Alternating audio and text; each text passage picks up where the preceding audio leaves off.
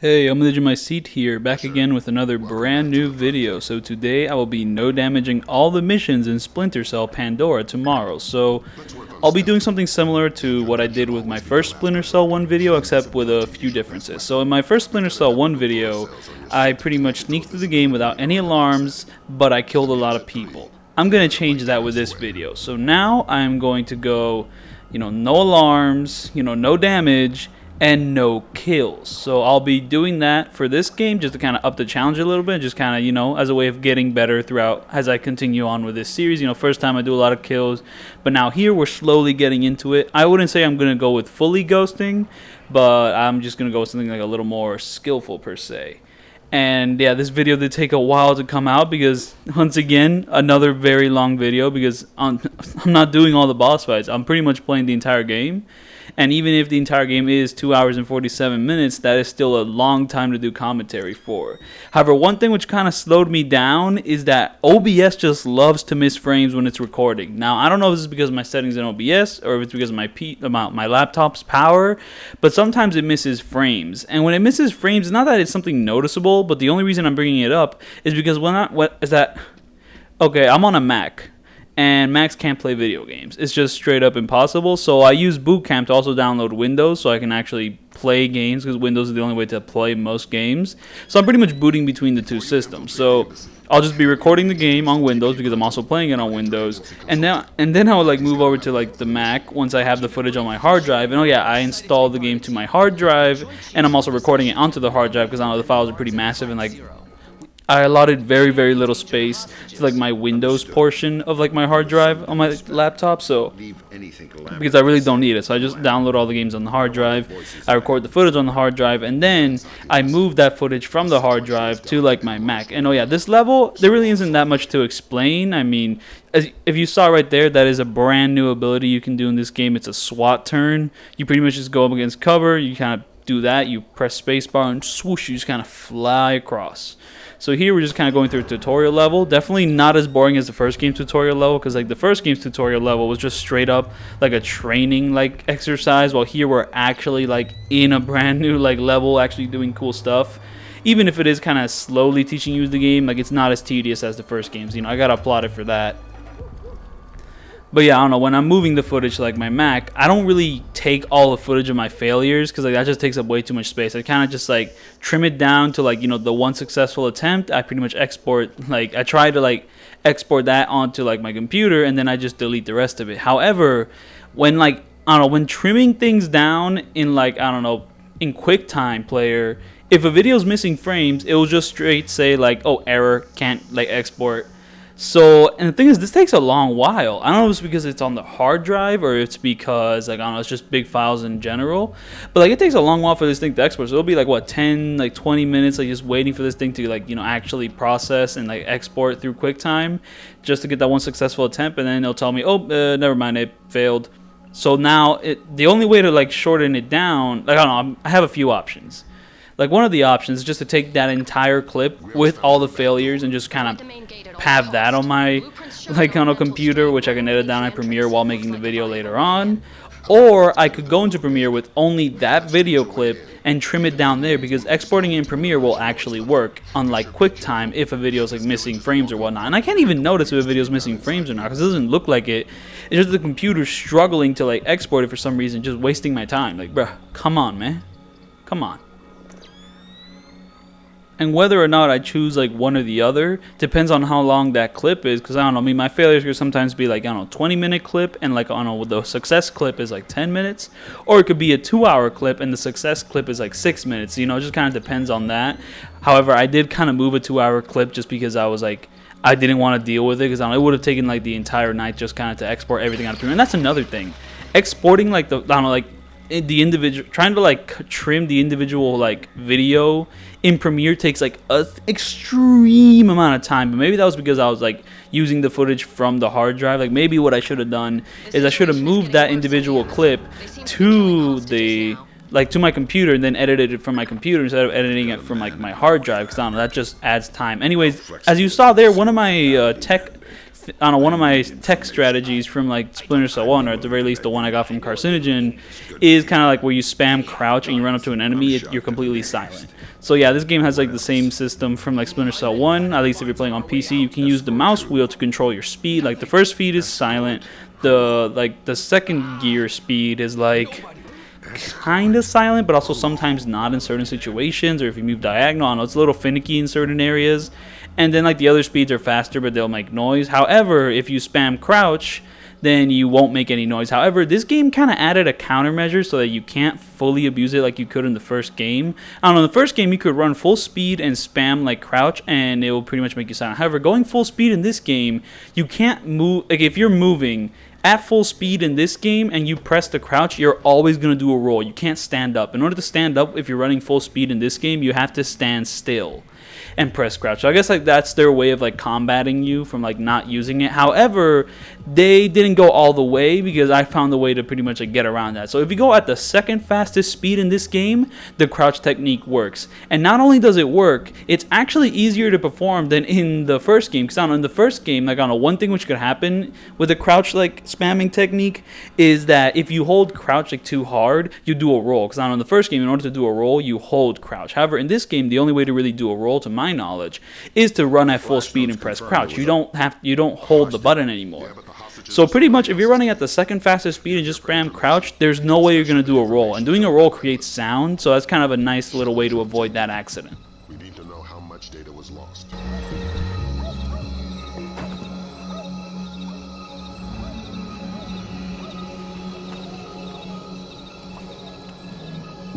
Now, I did mention that in order to do a certain ability, like the SWAT turn, you had to press the space bar. Wait, actually, before I get to that, you might notice something, that this game is insanely dark. Like, so dark that you might be wondering, how am I even, like, seeing, like, what I'm doing? Like, how am I even, like, aware of how I'm moving or where I am in this game? Well, that's because the OBS recording actually made the footage darker.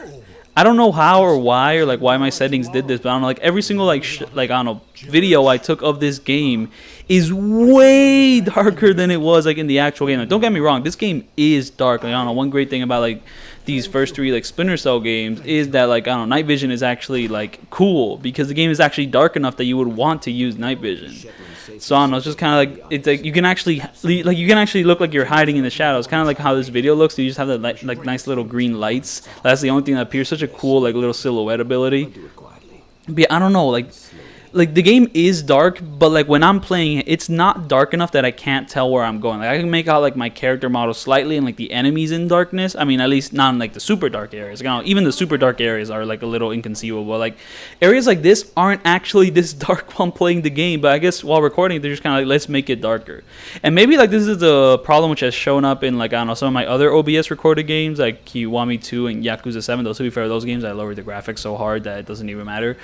But like yeah, it's such a weird detail. And yeah, they're like the strategist to pretty much wait until the big bad guy there finishes his conversation so that he doesn't interrupt anything. So yeah, here we're just gonna grab this guy and pretty much knock him out, drag him to the darkness there. Like, it shouldn't be that dark. You should be able to make out like the character model. So because everything is so dark, like sometimes like this video looks like absolute nonsense. Like you can't even tell what I'm doing.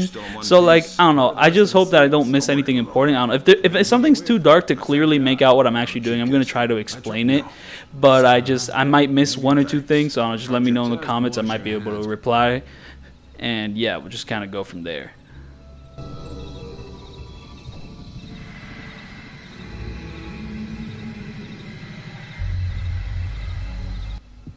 Also, another thing, so there's a few differences from like the first game to this game.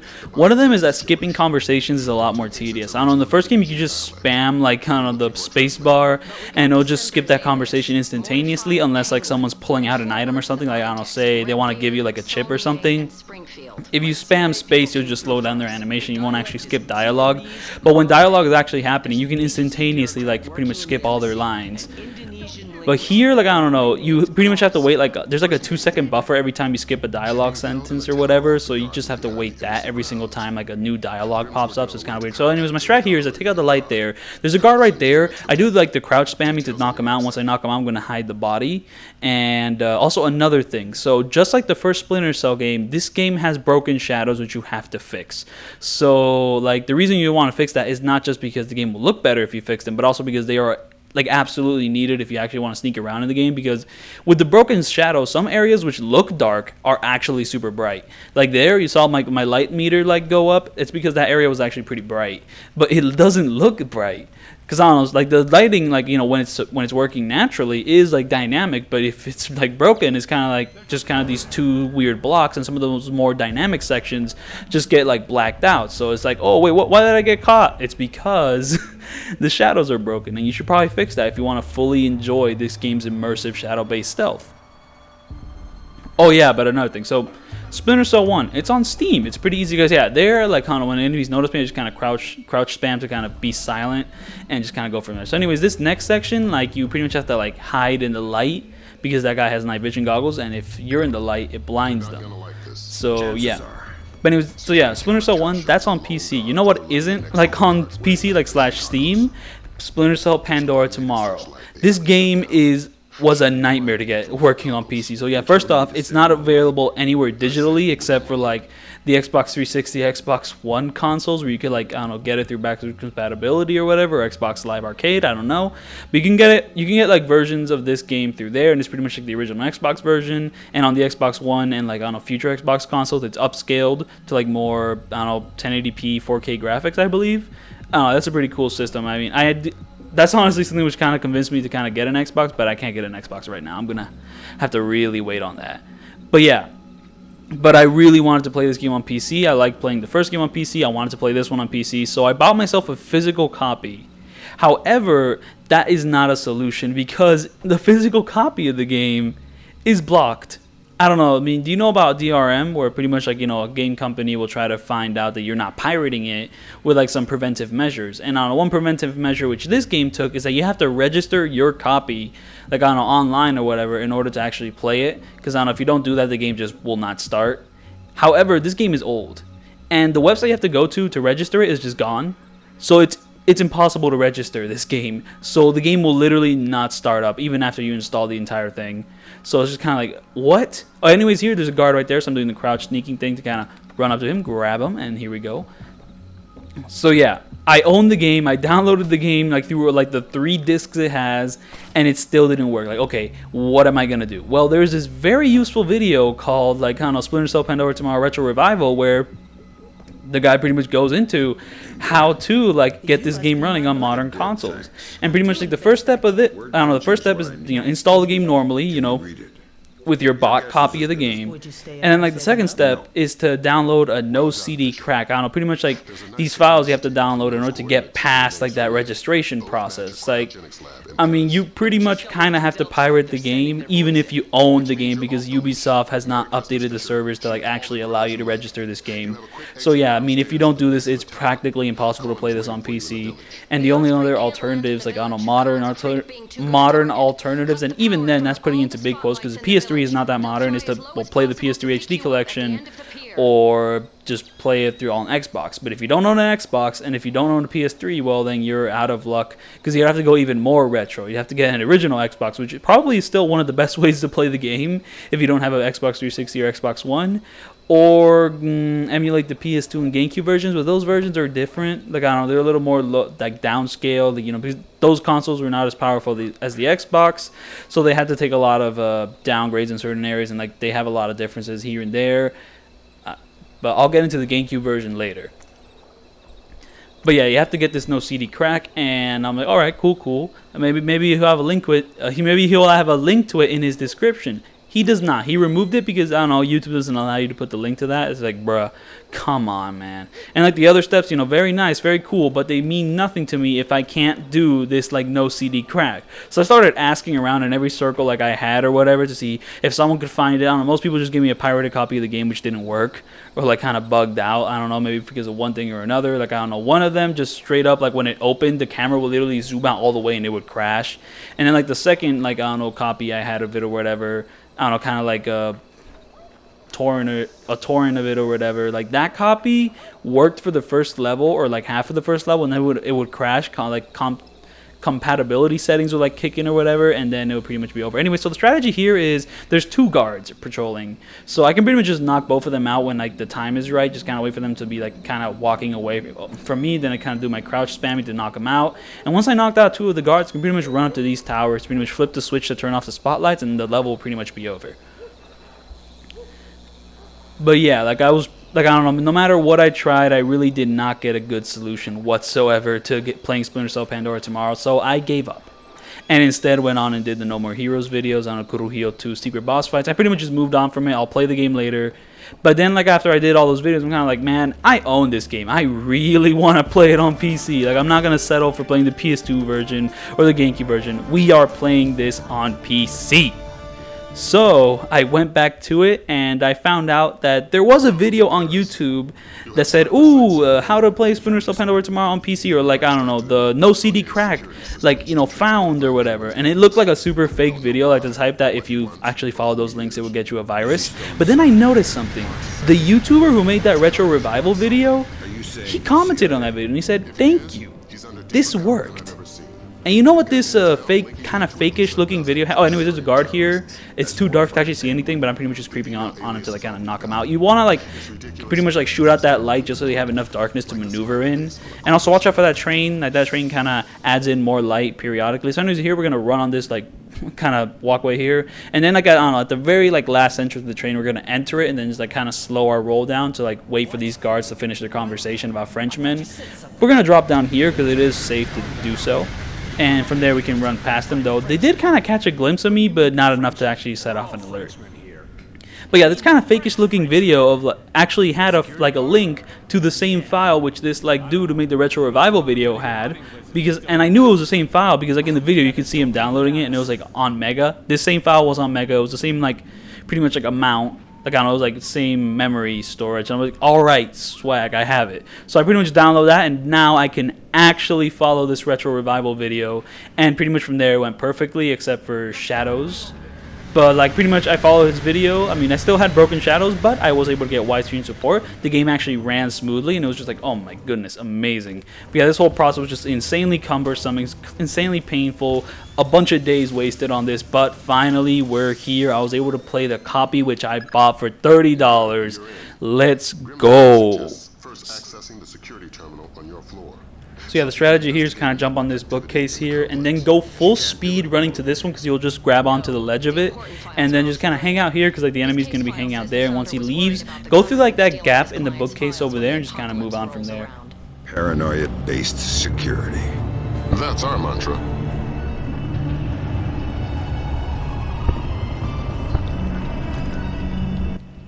Like, I don't know what it is with this game, but it's just like a lot of like weird instances of just like, I don't know, just struggling to get through it. And not because the game itself is bad, it's actually very good.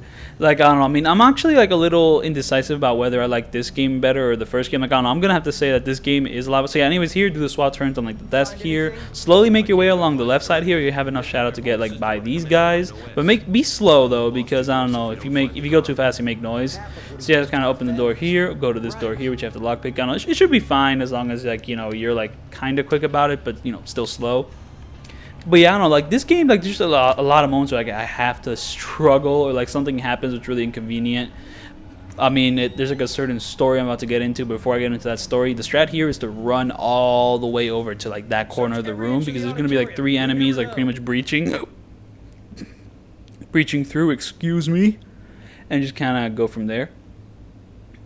But pretty much like one horror story I kind of had to go through was that my headphones like started working. My headphones like stopped working, and I don't know what happened was like on the left side stopped playing, And in order to record these videos, I have to use like the OBS like microphone kind of plugged in. I don't know what it is like with OBS, but like if I don't have like my, I don't know, Samsung Go mic plugged in while recording the video, like it just doesn't record. Anyways, here there's like two guys, and something weird kind of happens. Like they shoot at me, but I don't take any damage. I guess they're just really terrible shots. So anyways, here we're gonna non-lethally take them out with the airfoil rounds, and just kind of run up, hit them.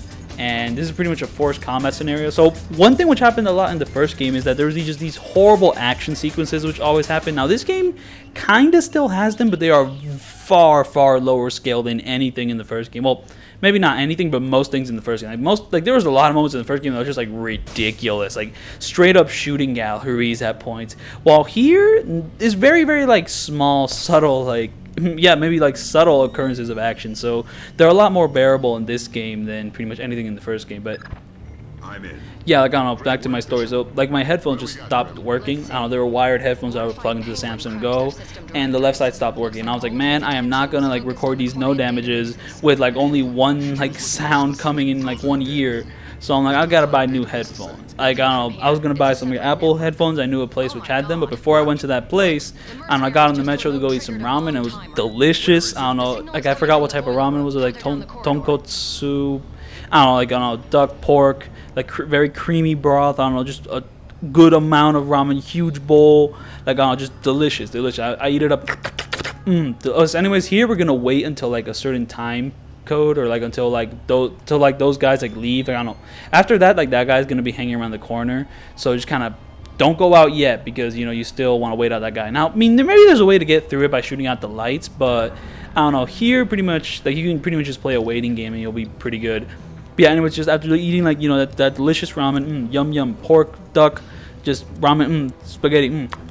But after that, I get back on the metro and I go to where I think the Apple store is. I get lost for a bit, so I actually stop on a couple places. I kind of walk around, and then I went to the Apple store, and then I realized something. Once I was there, anyway, watch this though. You don't have much time. Hurry up. Okay, done. Man, Fisher a little sarcastic here, but to be fair, I mean, why did Grimm's daughter have to be like so mean on you? Like, you were defusing the bomb. Like, bro, hurry up. Like, bro, man, come on, get out of here. So anyways, oh yeah, another thing I should mention is, so yeah, just like my first video, like I'll normally pretty much just be tackling these videos like in the sections which like the levels are split up in. So pretty much if you see me like loading in a certain part of the level, that's because, well, that's from where I start. So pretty much like if it's like mission 1, I'll do like the first section of the mission before like the next part of the level loads, and then once the next part of the level loads, I'll quick save, and then every time I fail, I'll quick load to like that beginning of like that's like, you know, second section of the level. Just kind of to, I don't know, make it easier on myself, and also just because that's normally where a checkpoint would be, so you know, why not. Now, I mean, I did say that like the best version of this game is probably like on the original Xbox, like the Xbox versions. However, those versions have one flaw which might make them a lot more annoying to go back to, and that's that you can't save whenever you want. And also, like, the only saves you get are like these checkpoints, and these checkpoints can be spread across like very inconvenient moments across the game, and pretty much is the only thing you can rely on. So it's just kind of crazy, you know, because it's like like I don't know, it's just very like hard, very brutal, very punishing. And wait, what? That wasn't supposed to happen. No.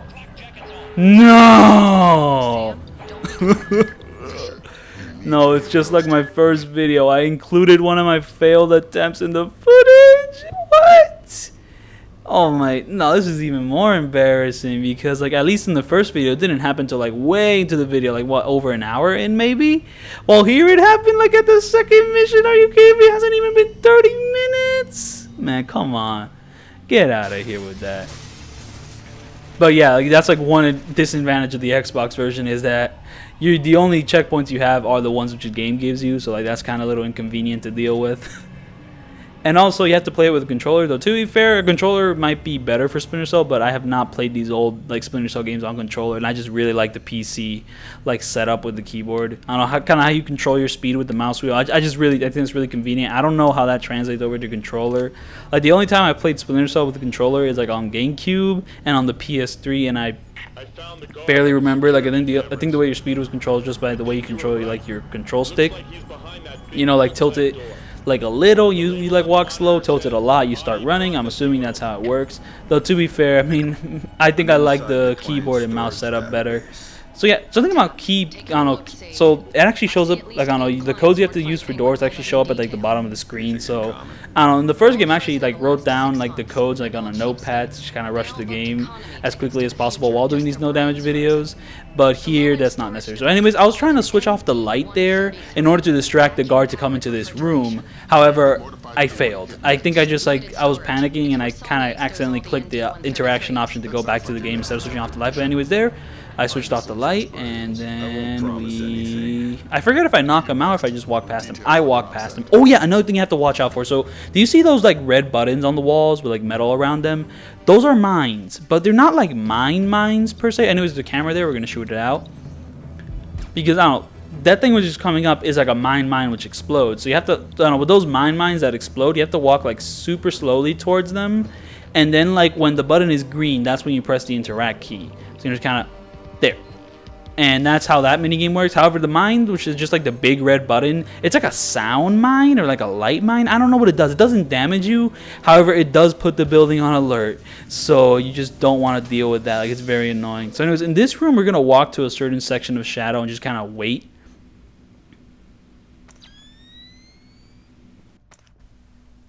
Now, this is a reason why you want to fix your shadows, is because, well, sometimes you don't know what's a safe patch of shadows. You might be walking across what looks like a dark area of, like, shadows, and then boom, you get lit up. And in situations like this, we're kind of waiting the enemy out. I mean, you gotta know what is a shadow and what isn't. So anyways, here there's two guards in the room. I don't know, one's gonna, like, walk to, like, the back of the room, and then, like, once this guard who's, like, at the computer, I believe, once he walks away from it, we're going to walk towards that computer and get the information we need, and then we can slowly make our way to, like, that back of the room and just kind of enter the key code to enter, like, I don't know, the area, like, after that door, and just, you know, pretty safe, you know, pretty reliable, and pretty much the nice ghosting method. And I have to say, these strategies I did not come up with myself. Like the first video, I am following YouTubers, like, tactics and, like, pretty much, like, video strats and kind of trying them out for myself. However, Carcinogen has not made a video on Splinter Cell Pandora tomorrow, so instead of him, I watched the Center Strain 01's, like, stealth ghosting videos on Pandora tomorrow to kind of learn the strategies and, like, what to do in each situation.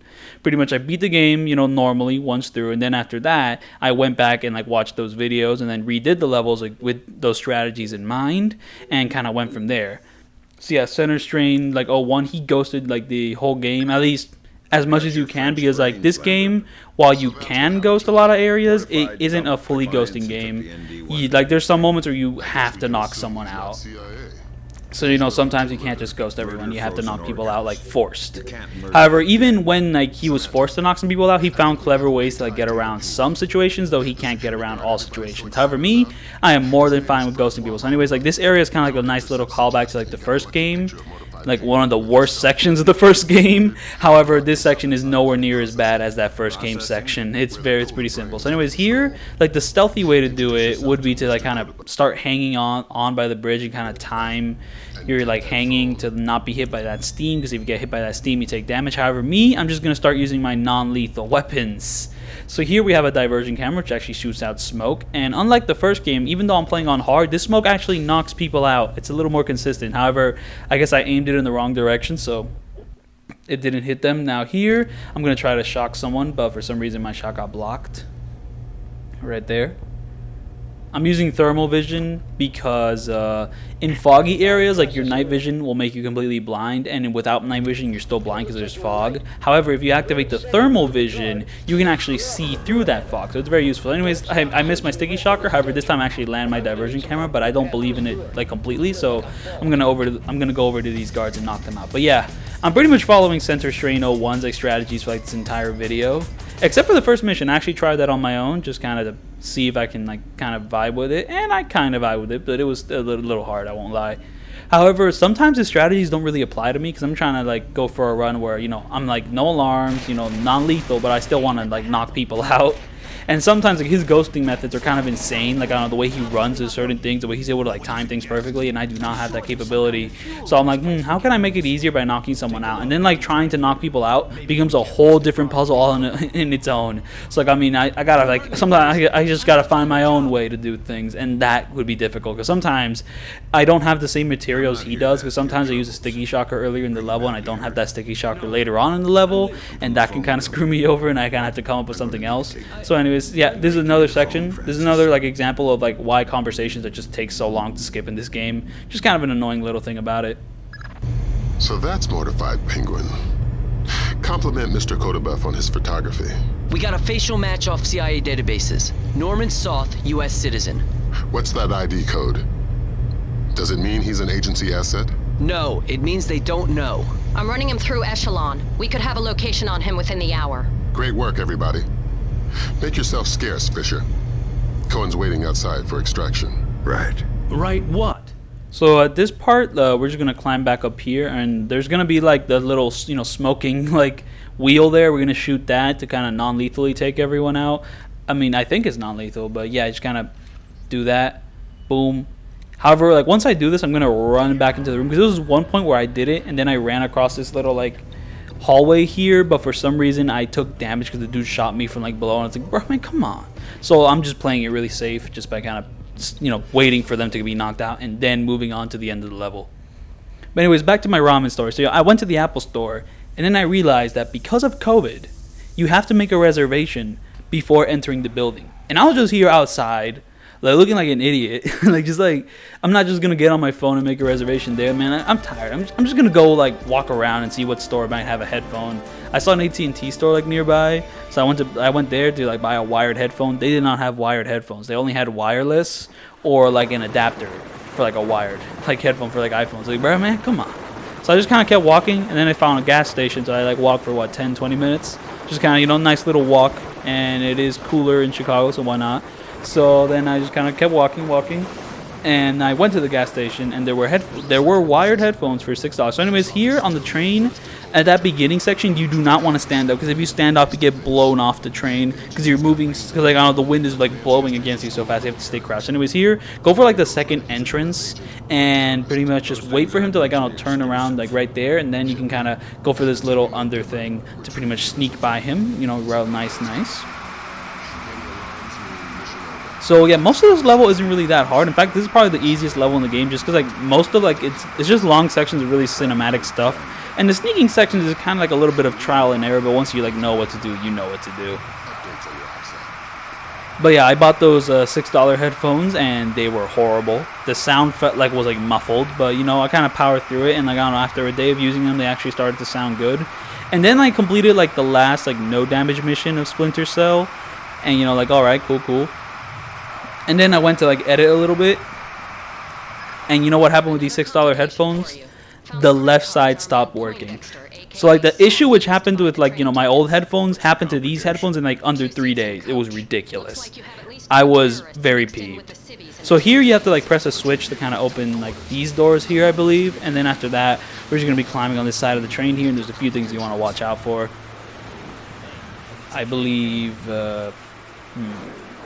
Like there's a man who'll be staring outside the window, and now that you don't have to worry about, you'll just automatically like avoid it. So anyways, this guy will just be staring out the window. Wait for him to turn around, because if he sees you, he's gonna alert the guards there. And this building here, no, not this building, this level pretty much only gives you the chance to like, doesn't give you any chances. So once you get like, once an alarm goes out, it's over. The mission ends. So yeah, wait for that guy to turn around, and this window's safe to bypass, I believe. And this lady, I don't think really cares if she sees you or not. Like, I don't know. I mean, look at that. She saw me, but I guess she was like, all right, that was cool. But I'm not going to alert the guard. So, all right, cool. Now, this section here, I don't know what you have to wait for. Like, I mean, I believe you have to wait for one of these guys to go to sleep, but I don't know which one. And I waste a lot of time just hanging on this train here, waiting for something to happen. And then after a while, I just kind of went, I'm just going to go. And I do go. And it was fine because I guess the guys are asleep, but I just don't know what trigger you have to wait for in order to like bypass these guys. Because if you go too early, like an alarm will be raised, because I don't want to get a little too excited. And then from there, all the window threats are done, so you can kind of just stroll on through real nice. So here I see a light kind of going off in that area. I'm like, it doesn't matter. I go back here, and I look there, the train's coming. Oh my goodness. I wonder, I mean, does the train like always happen there? I mean, if you're like looking like out there in that direction like the entire time, will the train come by, or does it only happen when you look away and then look back? I don't know. It's interesting, man. I mean, I'm not going to test it, but it's an interesting thing to test. Now, back to my headphone story. The moral of the story in that is don't don't buy $6 headphones. Eat ramen. Yum yum. But anyways, I mentioned the PS3 HD collection of this game, and I'd like to go into that a little further because I did get it, and I immediately went to play Pandora tomorrow because that was the one I wanted to play. It's like, oh, I missed out on playing like the GameCube one because something I'll get into later. You know, might as well play this version. Why not? So anyways, here's going to be a guard like in that little hallway, so kind of wait for him to be done with like his conversation, like kind of move forward, and then you can kind of go through the door. You know, real nice, real nice. But yeah, I did play this game a bit on the PS3 HD collection, and something stood out to me. The frame rate was horrible. Like, the game chugged. Like, this old-ass game was chugging on the PS3, and I was kind of like, what is going on here? And then, like, I heard things that, oh, it was based on the PS2 build of the game. Like, was it?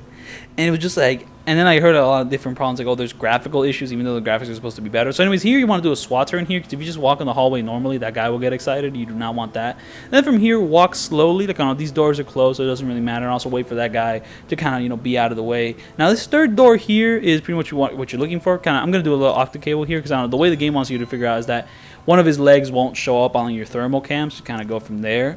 And, you know, very nice, very swag. And here we have our target, which we have to talk to. But yeah, like, I don't know, I was just really put off by that HD collection. Like, it did not feel nice to play, so I just did not continue with it. I just did something else. I think I might have played Chaos Theory on PC or whatever.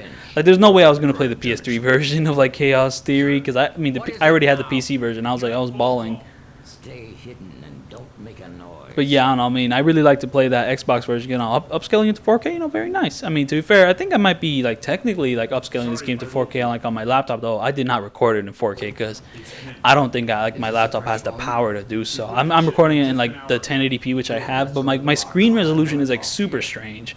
It's, like, 2880 by, like, I don't know, some weird resolution, so I can't just do, like, 1920 by, like, 1080p. It just doesn't work like that. I have to do, like, some weird, like, 1724 by, like, 1080, and, like, that's why, like, the image is, like, a little smaller, like, horizontally.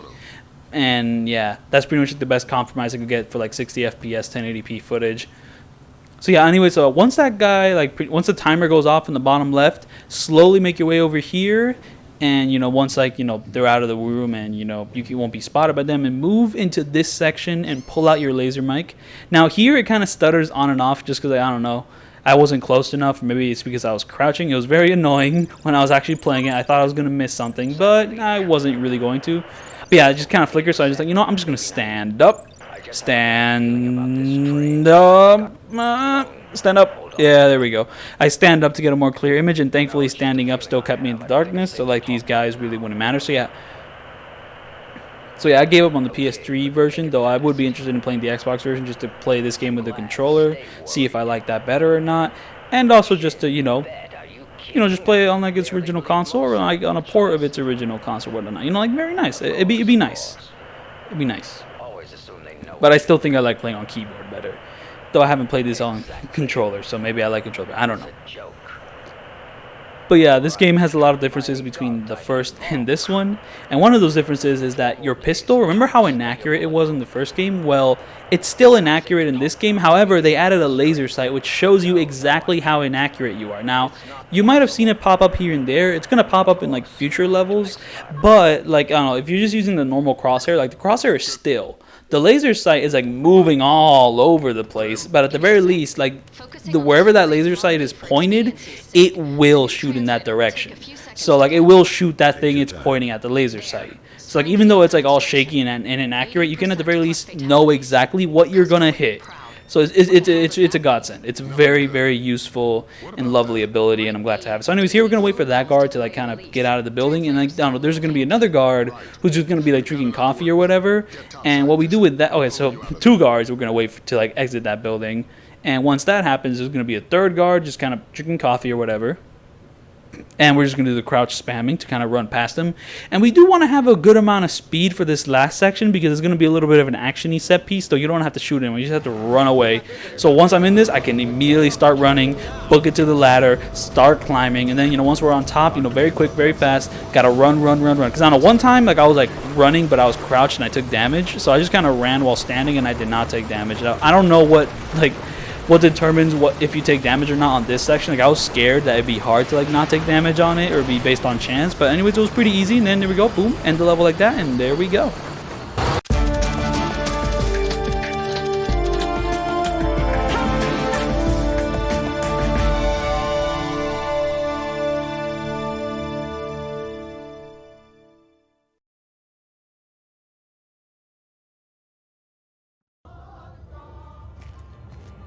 So here we have our 4th level, and this is actually as far as I got on the GameCube version, and the reason I stopped is something I'll get into later.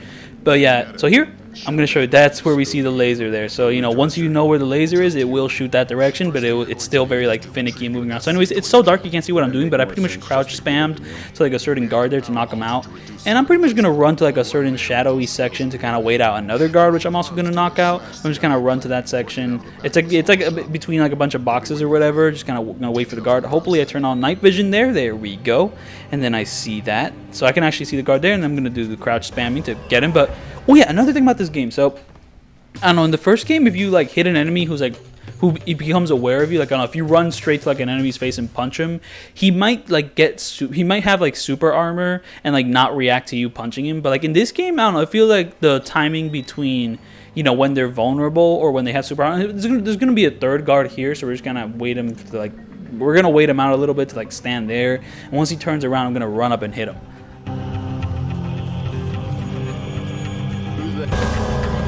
But yeah, I don't know, like the timing between, oh yeah, I'm going to shoot this light out just to hide his body. That's another useful thing about this game. Sometimes you want to move bodies to dark spots, but if their body is like around a lot of light sources you can shoot out, you could just you could just shoot out those light sources and then boom, the body's hidden. This will be very useful later on. So here, like there was like 2 people talking and I ran past them. But then, like, once I reached this section with the pipe, like, there's a little light source there, so they caught a glimpse of me, and I don't know how to avoid, like, them, you know, catching a glimpse of you. And it was also so dark that you couldn't see what I was doing, but that was what I was doing. So here, like, I pretty much, like, the zip line took me to, like, this little perch here, and I'm gonna wait for, like, the guy who wants to drink orange juice to, like, walk past, and then I drop down, and then, like, the guard will be moving in that direction, and I'm gonna do some crouch spamming to knock that guard walking in that direction. However, don't do it too quickly, because there was actually an attempt where I pretty much like dropped down, and dropping down on people in this game knocks them out. It's actually like a combat ability you can do, so you don't want to like do this too fast, or else you might accidentally like do that, like, you know, pretty much perched knockdown or whatever. So anyways, here crouch spamming to take this guy out, just kind of build some speed so we can actually run up to him, and boom, there we go.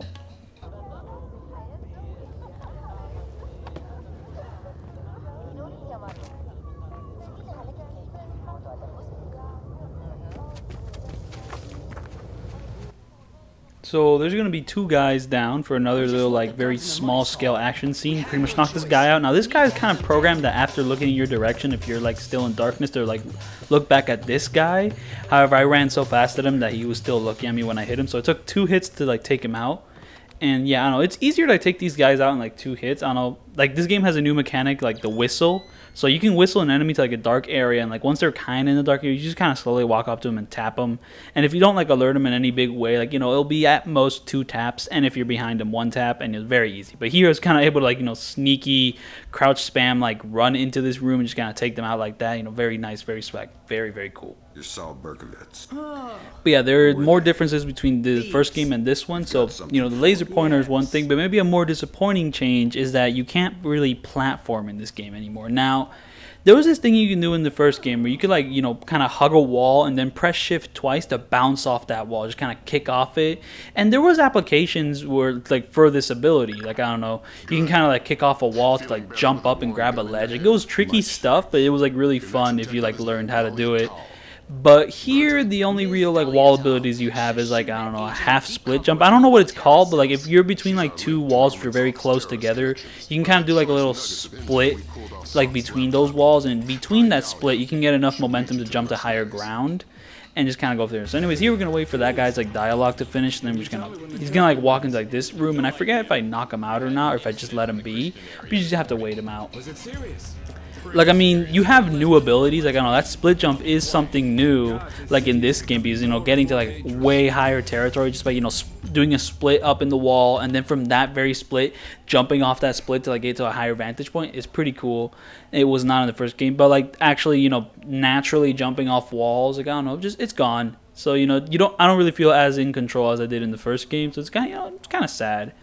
But stuff like, you know, okay, so anyways, so here, so you have to do a SWAT turn to like avoid that guy. But here I'm going to turn off that like third light bulb to kind of create darkness, so I can run, hide in this little corner, wait for this lady to pass me, and then we're good to go. Now, in previous attempts, I actually knocked this lady out, which was kind of rude. But here, I found a way to not do that. So, you know, might as well not do that. I can't promise it, like, I can't, oh, it's a little flickering effect because the graphics are broken. Whatever. So anyways, here we're going to climb this pipe. And I'm going to wait a little bit before moving on, because I don't know, Center Strain 01 said that apparently you have to wait because if you go too fast, something will happen. I don't know what, but like, he wants to ghost. I actually want to knock both of those guys out, so I'm just kind of going to go do that. So yeah, when you like, I don't know, pause the game to select your inventory, the music and everything just kind of cuts out and pauses. That didn't happen in the first game. I mean, I don't fully remember, but I'm pretty sure the music still played when like you selected your inventory in the first game. Like, you know, I mean, the game world still paused, but you know, you can select your inventory. So here, I'm gonna go down when they say a certain phrase, which means they're gonna start moving there. I forget exactly what that phrase is. Maybe if you watch my no commentary version, you can kind of pick up on it.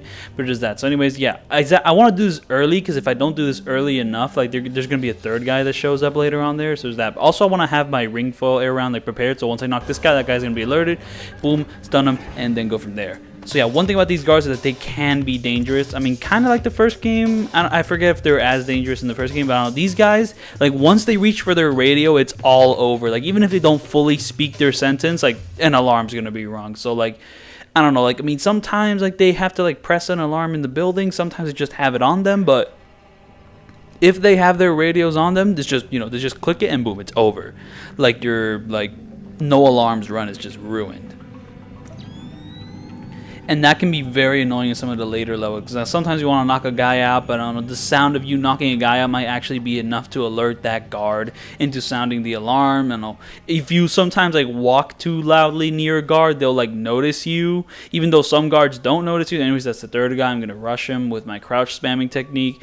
But yeah, I don't know, even if like, if it works on one guard, it might not work on another guard in a different area. And like, you know, if they hear you too hard, they'll like sound an alarm. And it's just like, oh my goodness. Like, that's one thing about Pandora tomorrow. To be fair, like the first game's AI was like a little finicky. Like, I don't know, maybe finicky wasn't the right word for the first game's AI. It's like a little too simple. While this game's could be like kind of finicky. Like, I don't know, they still have weird reactions like here and there. It's just like, it's strange. It can be really strange.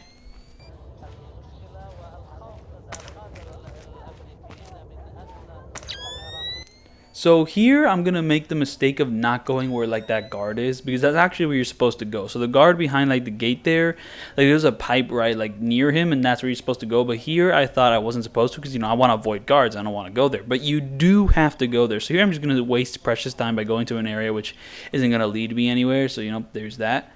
And now I'm actually going to go back to my objective. So when you're walking like to this pipe over there, I think I might actually turn my night vision off, and it's going to be like super dark and you're not going to be able to see anything.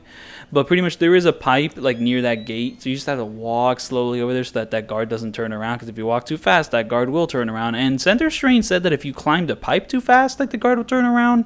I'm not 100% sure on that, but, you know, just, you know, better safe than sorry. Just so you know, just take it slow, take it slow. And here there's Dahlia, our escort. That's not the right term.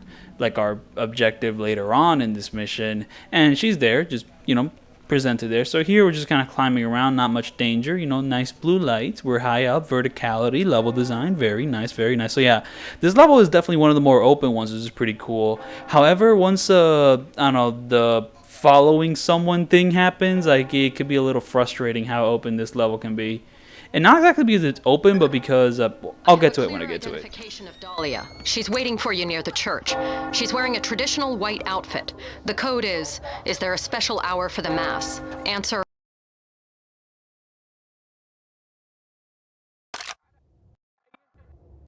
Wait, it was Talia or Dahlia, I don't know, I forget.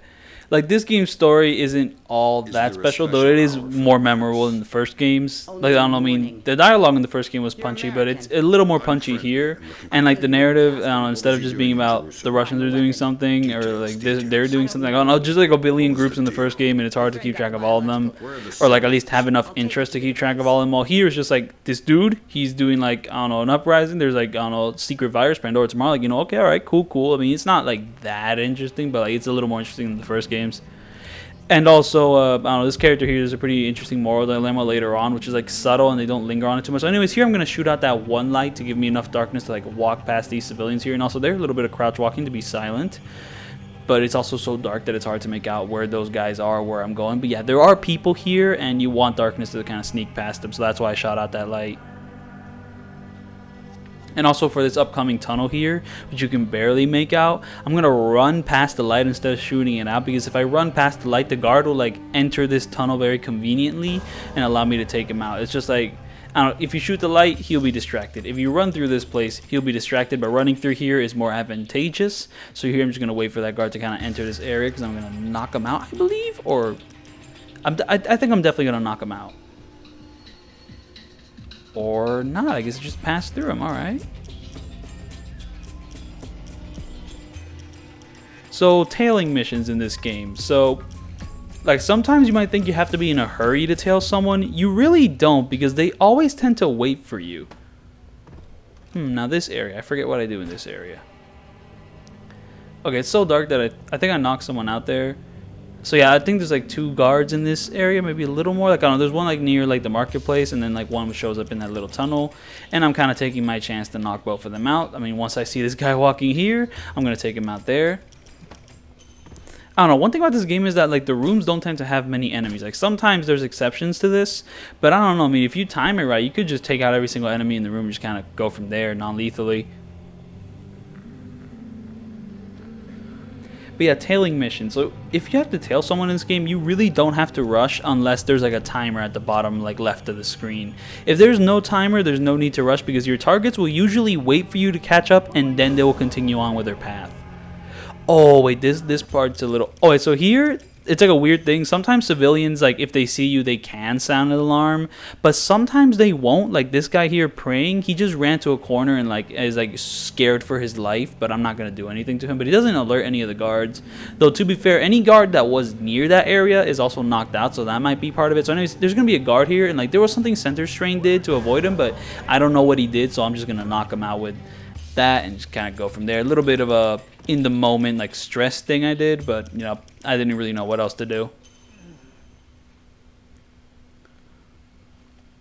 But yeah, I don't know, sometimes civilians can like alert guards, sometimes they can't, sometimes they can raise alarms, sometimes they can't. Depends on if there's guards in the area, or if depends on the area they're in, if there's like an alarm they can press or whatnot. It's a little inconsistent here, they're depending on the place, so you know, just kind of weigh your options, know what can and can't happen, go from there. So anyways, this little like place here, there's no people in the houses, so you can kind of run past it and only worry about the guard. So just keep that in mind. So yeah, there's gonna be a guard there, and go from there. But no civilians in this area specifically. Very nice. Dahlia. It's Dahlia. Okay, cool.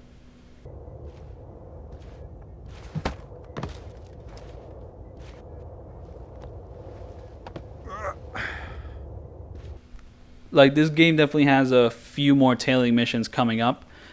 So, like, even in those, it's not, like, too hard to follow them. Just kind of go at your own pace, tackle the stealth challenges as they come along, kind of go from there. So here, something very unfortunate happens. I turn off my night vision, and it's so dark that you don't get to see Dahlia kicking this guy in the nuts. But pretty much the way she gets past this guard is that that won't be necessary. And then, like, when he insists, he kicks him in the nuts, but it's so dark you can't see it. So, shame. I don't know, OBS settings, the game itself, who knows. I maybe should have turned on night vision just so that you can actually see that action. It's a very funny animation too, it's really jerky. But here, I guess you can just assume that the animation isn't so jerky and it's actually super fluid, 60 FPS, 10 to whatever it is.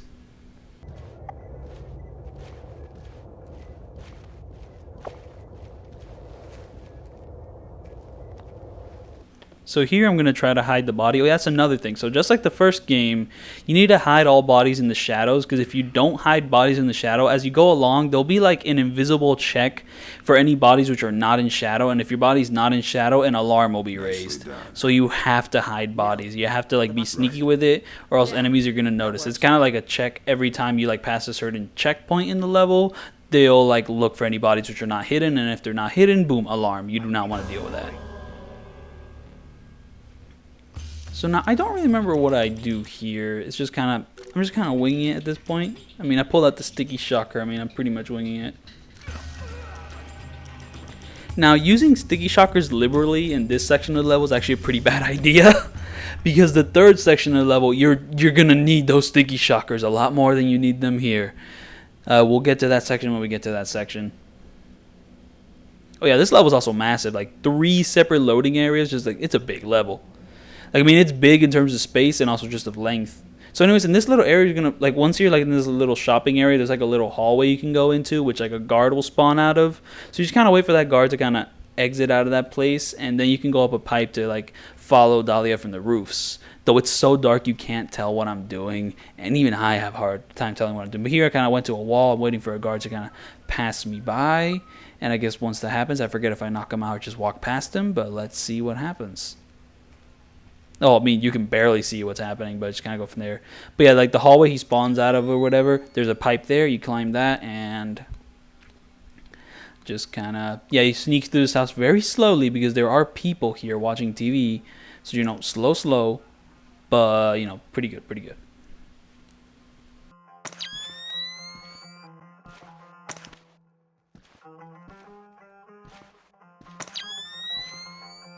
Like, I keep turning off my night vision because just like the first game, I kind of want to show off the game when it's not in black and white, because it can look kind of pretty at points, kind of like the way the light bounces off like areas or kind of the color compositions here and there. There can be some really striking moments. There's definitely striking moments in the first game. Same here. I don't know, just like, I mean, these are definitely like technical marvels for their time. Definitely aged in a lot of areas, but I still think it looks pretty cool. So yeah, here we're just kind of climbing the roofs, going through here. Not too much danger here. A lot of nice wind blowing here and there. Pretty cool effect. Just, you know, high up verticality. Awesome.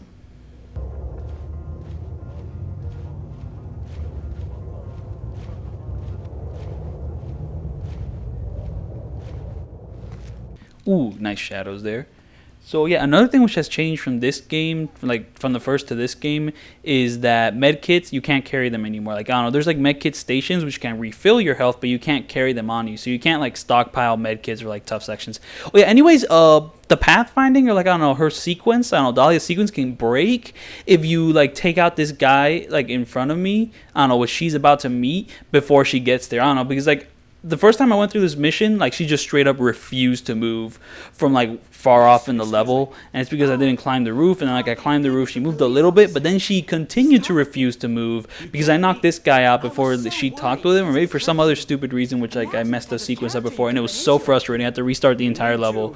Annoying. That's like one issue, I guess, with this tailing mission, with this level. Like, oh my goodness. However, once she is talking with him, it's perfectly fine to take the guy out, but before she talks with him, do not take him out. I don't know, it screws up her entire like pathfinding or whatever. Don't do it. So anyways, this area is pretty safe, and there's like 2 doors. So like one door leads to like the next section of the level. I'm gonna ignore that. I'm gonna go in the second door because like the first or second floors of this building, like this section of the building, have more sticky shockers and I believe airfoil rounds. Let's see. Yeah, there's more airfoil rounds and sticky shockers, and we're gonna need that for this upcoming section of the game. So, you know, just pick some of those up. You know, very nice, very nice. And once we're done picking all those up, we're gonna return to Dahlia to pretty much enter the 3rd section of the level.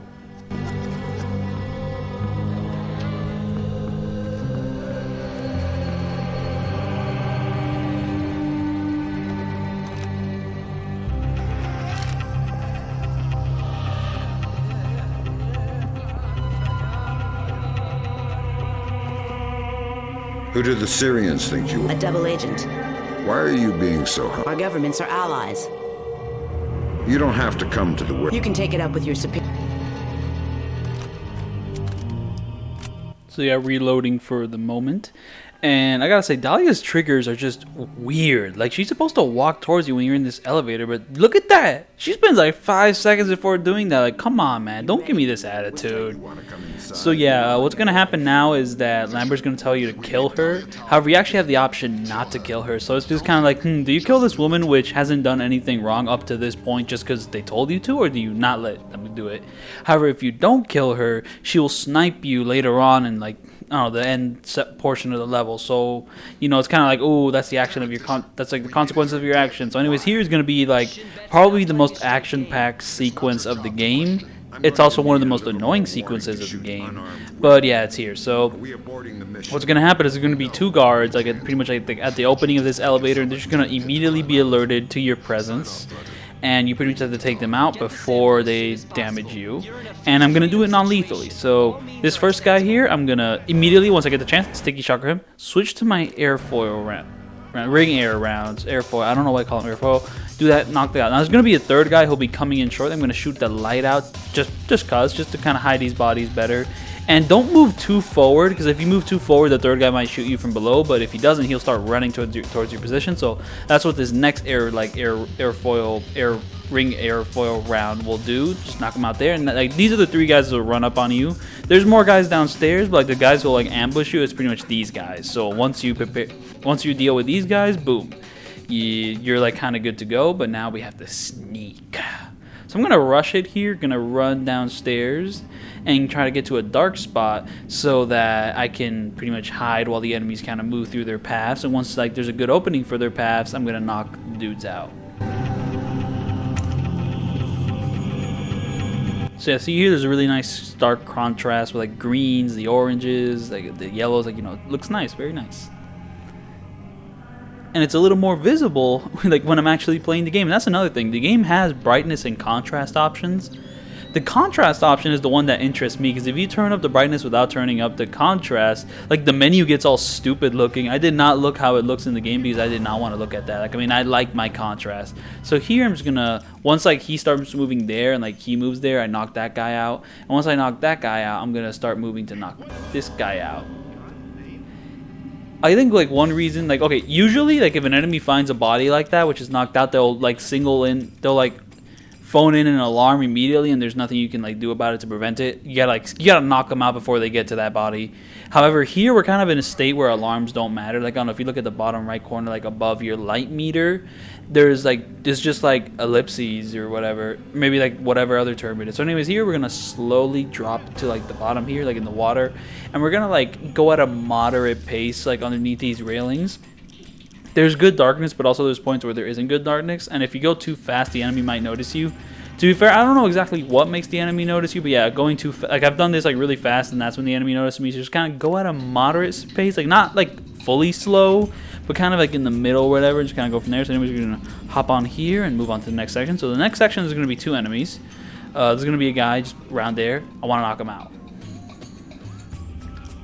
And I'm going to use the sticky shocker to do that. There's going to be another enemy coming in from there, and I want to knock him out too, because our objective is inside that big, like very very bright room, and we do not want that room to be there. So, however, I kind of get a little nervous. I don't shock him. In fact, I was kind of expecting him to run over to his buddy over there, which will give me a more direct shot, because he'll pause for a moment while he's trying to revive him.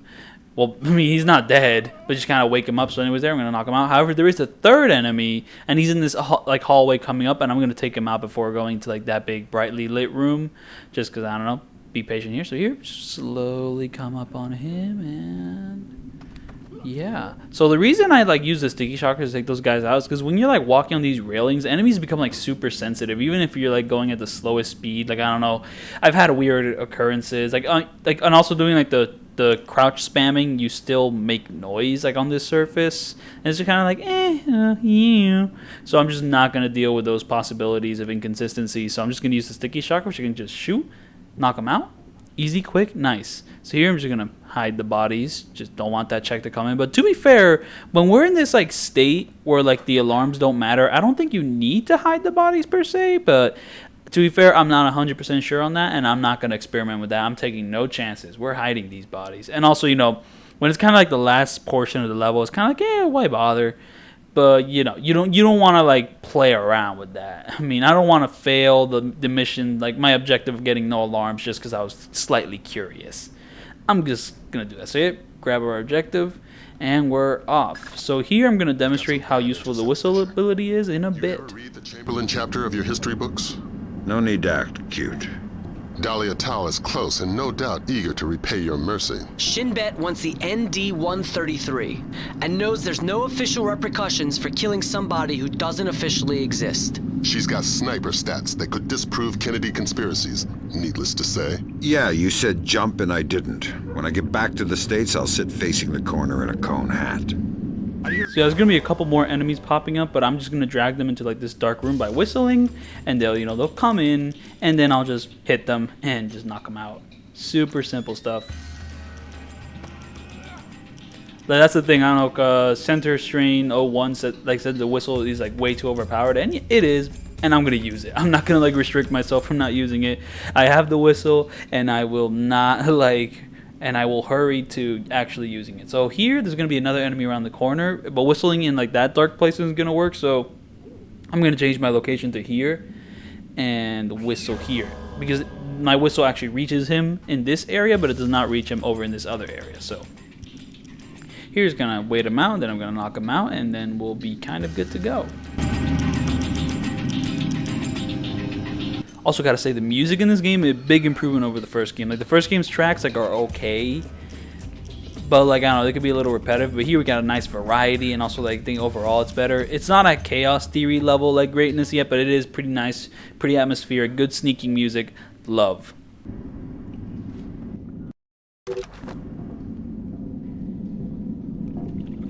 Also, I'm kind of like conflicted if I like this game's UI better or the first game. Because I mean, the first game has a nice look to it, like the UI, like your health bars and all that. But this game, it's got this nice little like green. I forgot what type of green this is, but like, I think it's a nice shade of green, I'd say. Like I don't know, the first game had a light green, which I don't like as much, but like I kind of like the layout of the first game's like icons better, except for the dialogue boxes. The dialogue boxes look a little out of place. So anyways, here we're gonna shoot that light out to like get some darkness to maneuver, and also to kind of distract these guys away from the elevator, which I have to enter.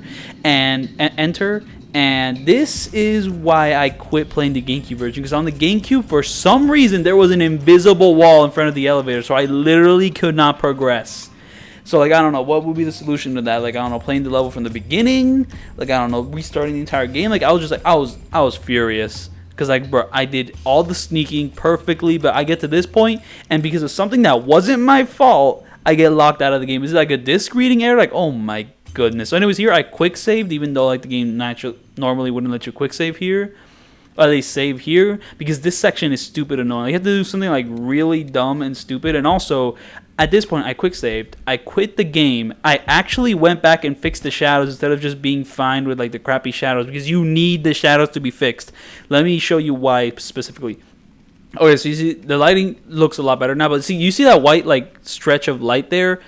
If you don't fix the shadows, that's all black, and you wouldn't know. So there's like snipers all over the building here. We're gonna shoot like to the left of the sniper, like right there, to distract them, so that we can kind of run him, because you know the sniper like on the left will be distracted, so he won't shoot you. And I guess like the snipers in front of you don't care if you do that. If maybe they'll be distracted too, and that's pretty much how you get past this section. But if you don't have the shadows fixed, you'll be like trying to run through like shadows which don't even exist.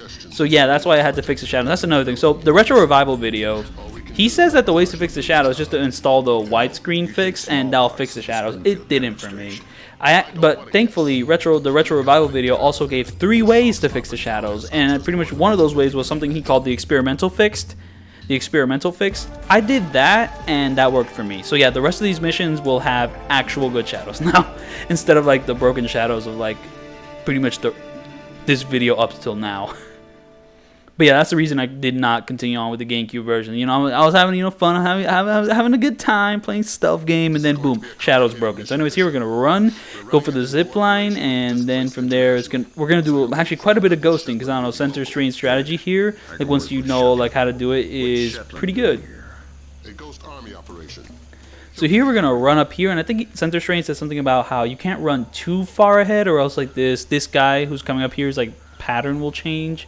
And I've had instances where I did like the same exact actions, but sometimes this guy will be looking at me, sometimes he won't. I don't know, weird things like that. So maybe center stream was onto something. So yeah, here we're just gonna slowly walk around. We're gonna wait for this guy to kind of turn around so we can run like behind that truck. Though it is really dark. Oh my goodness, man. I mean, maybe I should manually turn up the brightness of like in Premiere, but I think that just look fugly, and I just don't want to deal with that. So anyways, yeah, wait for that guy to turn around, go like at a moderate fast speed or something like that. I don't know. You don't want to go too fast. You don't want to like raise it. So yeah, that guy's gonna be standing there. We're just gonna wait for him to turn around to continue on, because once we continue on, we're gonna go at like the second boost speed and walk diagonally, because walking diagonally actually is faster than just walking straight forward. I don't know. Like, I mean, once I get past these bushes, I'm going to start hugging the wall, and I think I actually gain way more speed doing this than just walking forward normally. So there's like tripwires, which will explode mines. However, for like these first two, like I don't know, there's going to be 2 trees you run into here. That's the first one. Once you reach the second one, that's when you have to start worrying about the mines. But if you just stay to the left before reaching the second tree, you'll be fine. But once you reach that like second tree, there's going to be a mine there, so I'm just going to walk past that one. And also there's going to be a guard coming up ahead, so I'm just going to walk past like these mines here. That explosion was not me exploding a mine. That was like one of the enemies exploding. I guess that's kind of like something, if you're playing the game for the first time, that's how you'll learn. Watch out in this area, it's dangerous. I'm using thermal vision to kind of see the mines more clearly, but yeah, I don't know, I know that guard goes there, so like I just wait in that like little corner. I wait for him to be there, then I knock him out. He's in the grass, so he's hidden. Like, I don't know, you can pretty much like walk around all these mines, but for this one you can't walk around it. You either have to disable it or jump over it, and I'm not confident enough to like run and jump over it. So after that, no more mines. We just go into a full sprint to like the next area. There's no real enemies until you enter this next building. So here we're gonna enter this next building, and we're gonna slow our roll here a bit. You should be close So yeah, to just honest plane fisher. follow the shadows, and there's gonna be like this box we like jump onto. It's so dark you can't see it, but yeah, just jump onto that. Immediately crouch. Do not walk while standing up. Enemies notice you if you do that. I don't know why. Like you like in the same amount of darkness, but I guess you produce more noise. I don't know. But yeah, just like kind of do that. Slowly follow the shadows, and then kind of follow this shadow to pretty much plant whatever you're going to plant on the plane, the bomb. And we're good to go. Then from here, we're going to move on forward. Like, these levels like are still linear like the first games, though they could have a little bit more going on. But sometimes the first game has a little bit more going on. That's like complicated. So there's going to be a guy who like walks out of that door. So I kind of wait for him to walk past me, and then I go through the door to like this next section of the level. There's going to be a big chunk of dialogue here. So you just kind of wait for that chunk of dialogue to finish. And then like one of those enemies is going to like start walking towards you. You can knock him out. And then the other enemy is going to be in that booth. So I'm going to like crouch spam, like run to him to knock him out. And then I turn off the lights in his booth. He's already hidden. But I'll start to hide the enemy, which I knocked out first. And then I'll raise the gate. And then more stuff will happen after that. But yeah, I don't know, like, sometimes, like, I don't know, I mean, this game overall has much better levels than, like, the first, and the first always had, like, these action set pieces, which are, like, great very quickly. However, the first game also had some really, like, excellent sneaking levels, which I'm not sure if this game really reaches the highs of. Like, I don't know, I mean, this game, I think, definitely has levels which reach that high, but I don't know, like, there's just, like, something about the first game's level design that could be, like, just, I'm not sure if it's really in this game as well.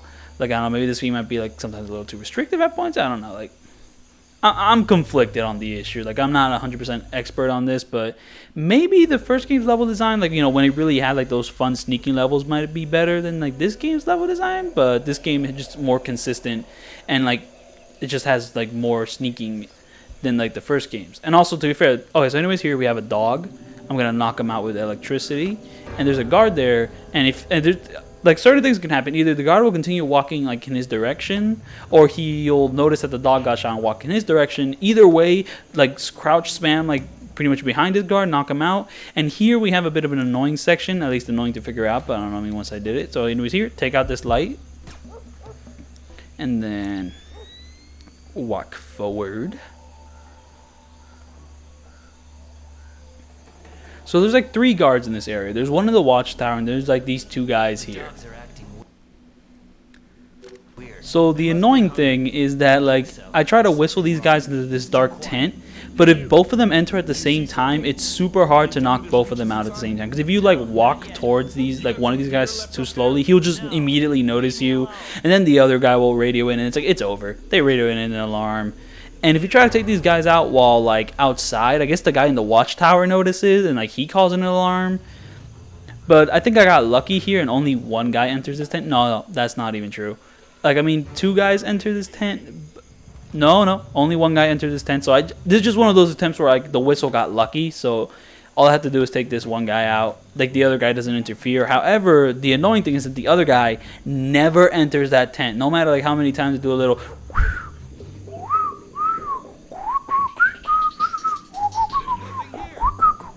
I can't whistle very hard, but I can whistle. But yeah, like, I don't know. This guy, for some reason, is never going to enter the tent again. I guess he just knows that it's kind of like a death trap, even though I'm not going to kill him. I'm just going to punch him in the head super hard. But, like, he's just not going to enter. He's just going to patrol around the tent, but he's never going to enter the tent. Just kind of, delaying everything. Though, to be fair, I'm not sure if I really want him to enter the tent, because there might be a moment where he gets close to his friend's body, and then he'll immediately radio in an alarm. It's kind of like, bro, I mean, come on. Come on, dude. But yeah, he's actually patrolling around the tent, so my best bet is just kind of get into this little dark area and just knock him out here. But yeah, you don't want to do it near the watchtower and like brightly lit areas around this area, and you don't want to like hit people when they're right next to like their friend, because I don't know, if you like knock someone out and like the other guy's like right next to you, he'll radio in an alarm before you can do anything about it. If they, if they're looking at you, so it's kind of like, man, come on. So okay, once we do all that, just slowly approach the watchtower. Like, he can't really see you. At least I don't think he can. So just kind of, slowly get there, climb up, and wait for him to be turning his back to you. Now, he's turning his back to me right now, though I don't know how quickly he's going to change his direction, and I'm just not going to deal with it, because I don't know. This dude can radio in an alarm super fast. Like, I don't know, maybe he might be radioing in his alarm, and he might already have super armor, so he'll just be doing that even if you hit him once. Like, once you hit him twice, you'll knock him down, but he's already touched the, like, radio, so it's like, it's screwed. So anyways, knock that guy out, and now here I wanted to hide his body, though it's not really necessary, because I did, like, go through this game without getting an alarm, even though I didn't really hide this guy's body in, like, darkness. But if you just leave him here, it's fine. However, one difference between this game. So, there's 2 ways to drop bodies which, like, you're carrying. Either you press space to, like, drop them down gently, or you press E to, like, pretty much throw them off your back to, like, draw your weapon. In the first game, if you press E, you actually, like, throw them, like, kind of far back from, like, from your back. So, like, I don't know, there was instances in the first game where, like, I don't know, to kind of save time, you could throw, like, people you carry over, like, I mean, pretty much, like, over buildings just to, like, drop them to the ground faster. Like, but in this game, you drop them, like, in the same area you're inhabiting, so you can't really drop enemies off buildings, because you would have to be off that building yourself. So here I'm attempting to drop this guy off the building, but it's just not working. I don't know, this is one time, like, I like, pretty much, like, walked off this building while carrying the body, and I didn't take damage, but then when I tried to recreate it, I took damage. So it's just like I got a weird glitch the first time, but then the other times I actually took damage when I tried to do it. And this is a no damage attempt, so I do not want to do that. So yeah, I'm just wasting a ton of time trying to do it. But then I think at one point I'm going to give up, though I forget exactly at what point I give up. So here I think I'm just going to take out some lights to hide this guy's body in darkness. Not really working, though, to be fair, no alarms are going to be raised, so whatever. Let's move on.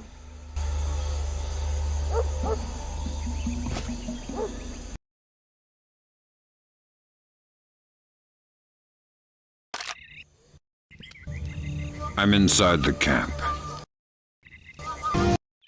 The core of your mission is Sedona. So here we have another tailing mission, though once again there's no rush, because your target will stop if you're not far ahead enough. They'll wait for you at certain points and then they'll move forward. So instead of like rushing it, just be patient, take care of any stealth challenges you have to, and move on from there. So here, like, I don't know, 3 guys are going to move forward, and then 1 guy's going to stay in this area, and that 1 guy I'm going to knock him out. Because, like, there is ways to move past that guy without knocking him out, but I don't know, it's too much pressure. I don't want to deal with it. I might as well just knock him out. So, yeah, just two guys move, and once that guy moves, they're pretty much fair game to take this guy out. Little crouch. And we're going to hide this guy's body, of course.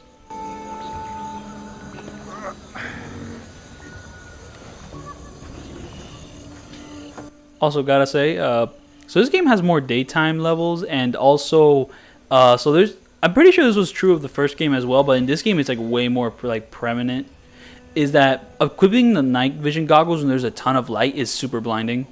Like, I don't know, I mean, I think in this game they added more effects to make it like even more like irritating whenever it happens, because sometimes you might get flashed, you know, like a bunch of like flashlights look at you, or sometimes like later in the game like lightning happens, like, you know, the effect when you're wearing night vision goggles and that happens, ooh, just hurts the eyes.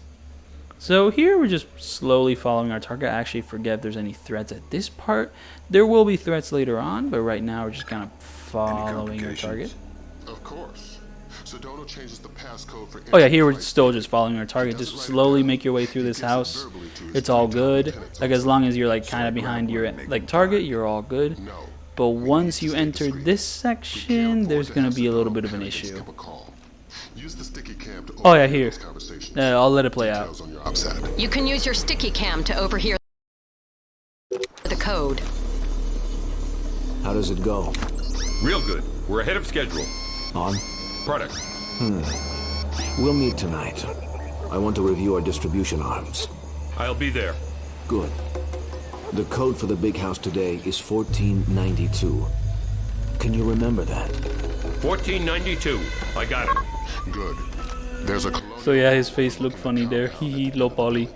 That's where Sedona makes his Pandora tomorrow. So at this point, there's like this gap between the house and like the wall. And you can pretty much jump this gap to do a split jump. However, I screw it up and I alert the enemy. Like, no. Like, I screwed up my positioning, so I have to drop down. And I think like before I did that split jump, I attracted the attention of an enemy.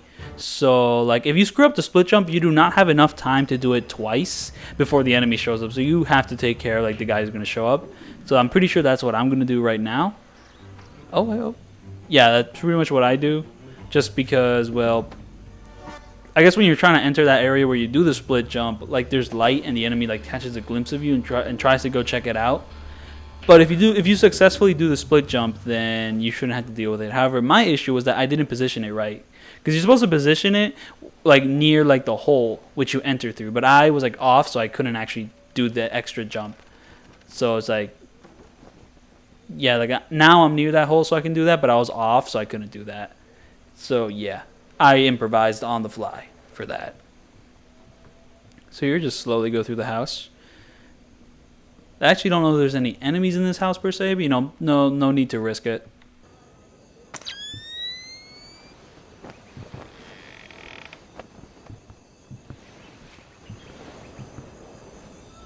So yeah, just go out that door and boom, there's our target waiting for us and ready to continue on with their path. Now this section, I forget exactly what happens. I think it's actually a pretty like, you know, calm section. Just like once they go through that door, sneak through by sneaking through this little crack right there.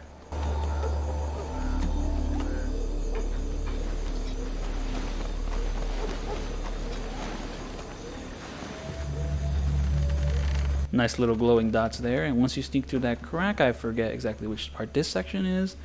I think it's one where you just kind of stay in the shadow. It is, sir. I'm worried about the men. How so? I want to make sure they're not using the product. I don't think they would. Oh yeah, here I think you're just kind of waiting for Sedano here to kind of finish up whatever he's doing here, and like once he's out of the way, we're gonna just move to the right. Right? I think we're just gonna rush around through the right once he's out of the way.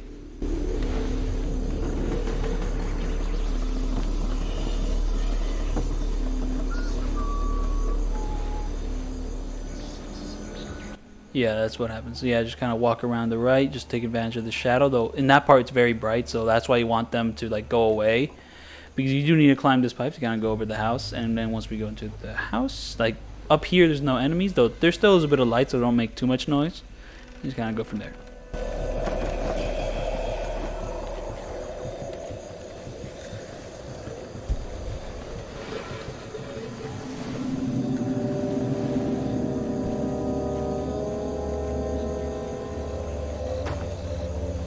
So then here, run around the right. They won't notice. Oh wait, maybe that's not that section.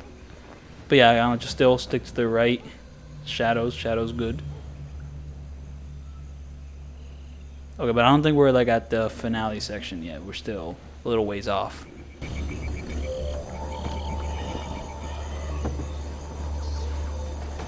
Oh no, we are at that section. Just kind of slowly make your way to the right. There's an enemy there, so you do want to be slow. just kind of hug the right section of this entire level because we're going to enter the next section really soon, but we have to wait for Sedano and his like little friend here to go down the stairs. And well, I mean, when I was actually originally playing the game, I could see them. Oh, you can still see them going down the stairs in this video. Yeah, just kind of top left there a little bit. And then, yeah, once you see that, slowly enter this room and go down the stairs with them.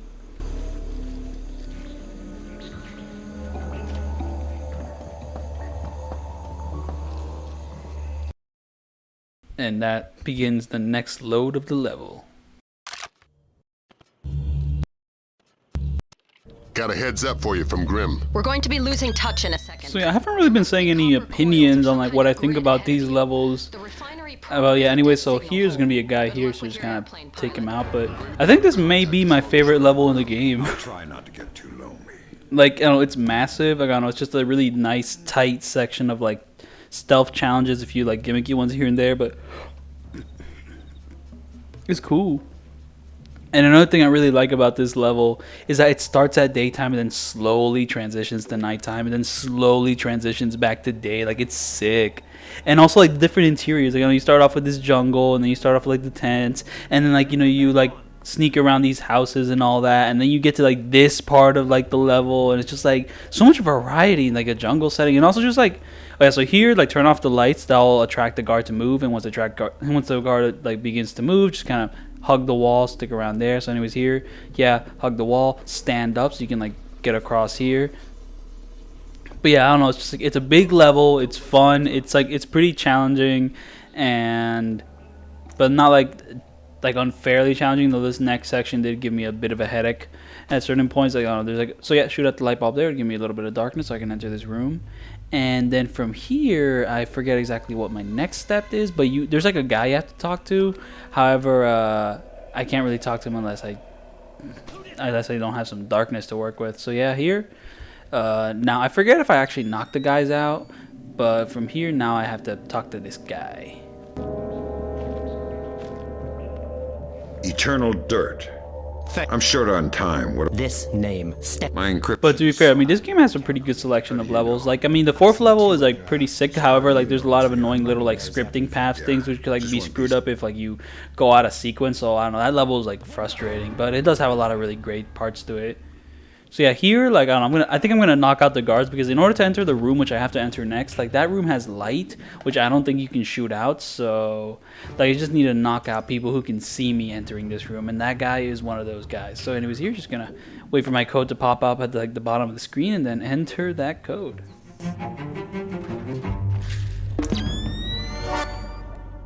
I think I'm just kind of paying attention that no enemy is like looking at me while I'm trying to enter this room, because I do not need that in my life right now.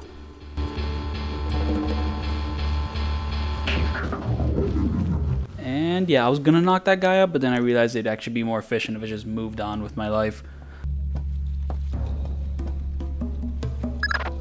Welcome back to fresh air. So I was struggling super hard with that section, so I actually like did another quick save here just to like give myself some relief. You know, I'm not supposed to do this. I'm supposed to wait for like the next level. Like, I'm supposed to do like this entire section in one go, but I decided, you know what, I'm just gonna do a little quick save here. But then after doing that quick save, I did this entire part in one go.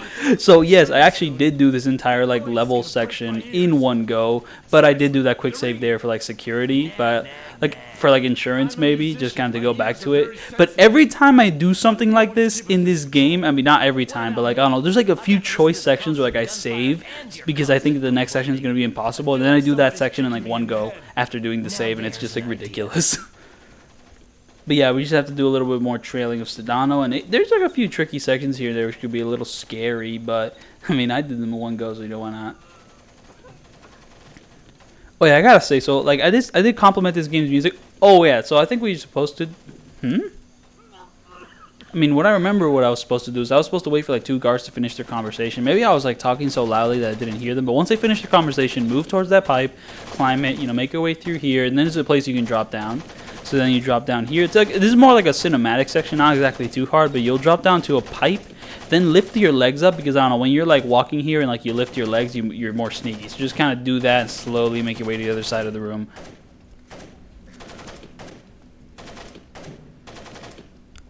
But yeah, I don't know. I mean, this game's like levels are great. I mean, the first level is like much better tutorial level than the first games. I mean, the second level is like a sick level. I mean, you know, you start have that sick opening with like the train or whatever, and you know, you're checking out the brains. Like, oh my goodness, like yo, super cool, super cool. And there's a lot of like pretty tight like stealth design all throughout that level. Like, I don't know, just really well paced. That's like the one thing about this like game. I mean, like the levels are just like super well paced. I mean, like maybe the first games are also like super well paced, but they also have a lot of like bad breaks here and there. And also, like whenever they try to mix things up, it was usually for the worst. But this game has a lot of like neat mix-ups, which kind of, you know, keep things exciting. But yeah, third level, the train, like it's like easy, it's very cinematic, but it's super cool. So I mean, you know, like the aesthetic of that entire train section is like awesome. The fourth level, you know, more big, and you know, like just massive level, and that's like a nice change of pace from like the usual. I mean, a few frustrating things here and there, but still a pretty cool level, aside from like the crappy action scene, like stuff in the third section of that level. And then we get to this level, which I just think is a lot of just massive but really fun stealth challenges. But yeah, you kind of drop down from the pipes, and that's okay. So I'm not 100% sure on this, but I think the way you drop down softly from the pipes is by pressing like the C button twice. I don't know, kind of the button which like drops you from the pipe. There's like one button which like pretty much like puts your legs down from the pipe, and then there's another button we actually drop down. So okay, at this section's weird. I actually forget how I do it, but I do end up knocking out these guards just for deal with it. So yep, knock out the guards. Oh yeah, so I mean, I probably mentioned this in my first Splinter Cell video, but if you hit one of these airfoil rounds at like their head, it'll knock them out in one hit. But if you don't do that, then it won't. It's actually so dark that I'm not 100% sure what I'm doing. I believe there's a turret in this area, and also another thing, the way turrets work in this game is just utterly strange. So yeah, I believe I've knocked out every single guard in this area, but you can't really see because it's so bloody dark. But yeah, I don't know. I don't really have a concrete strategy on how to deal with this area. Like, I don't know, I mean, Sensor Strain, he had a way to ghost this area, and it was kind of complicated with, like, you know, recognizing enemy patterns. I was, no, I'm not going to do that. But I just kind of used very convenient, like, non-lethal shooting things to take people out. And yeah, that's about it. I think there might have been a dog in this area. Like, okay, I was talking about something else, but now I want to talk about the dogs in this game. I don't know, the dogs in this game... Oh yeah, I was talking about the turrets, but let me talk about the dogs. So the dogs in this game are, like, less dangerous than the first game. So, I don't know, in the first game, if you're even, like, near, like, in the same, like, area as those dogs, they start to sniff.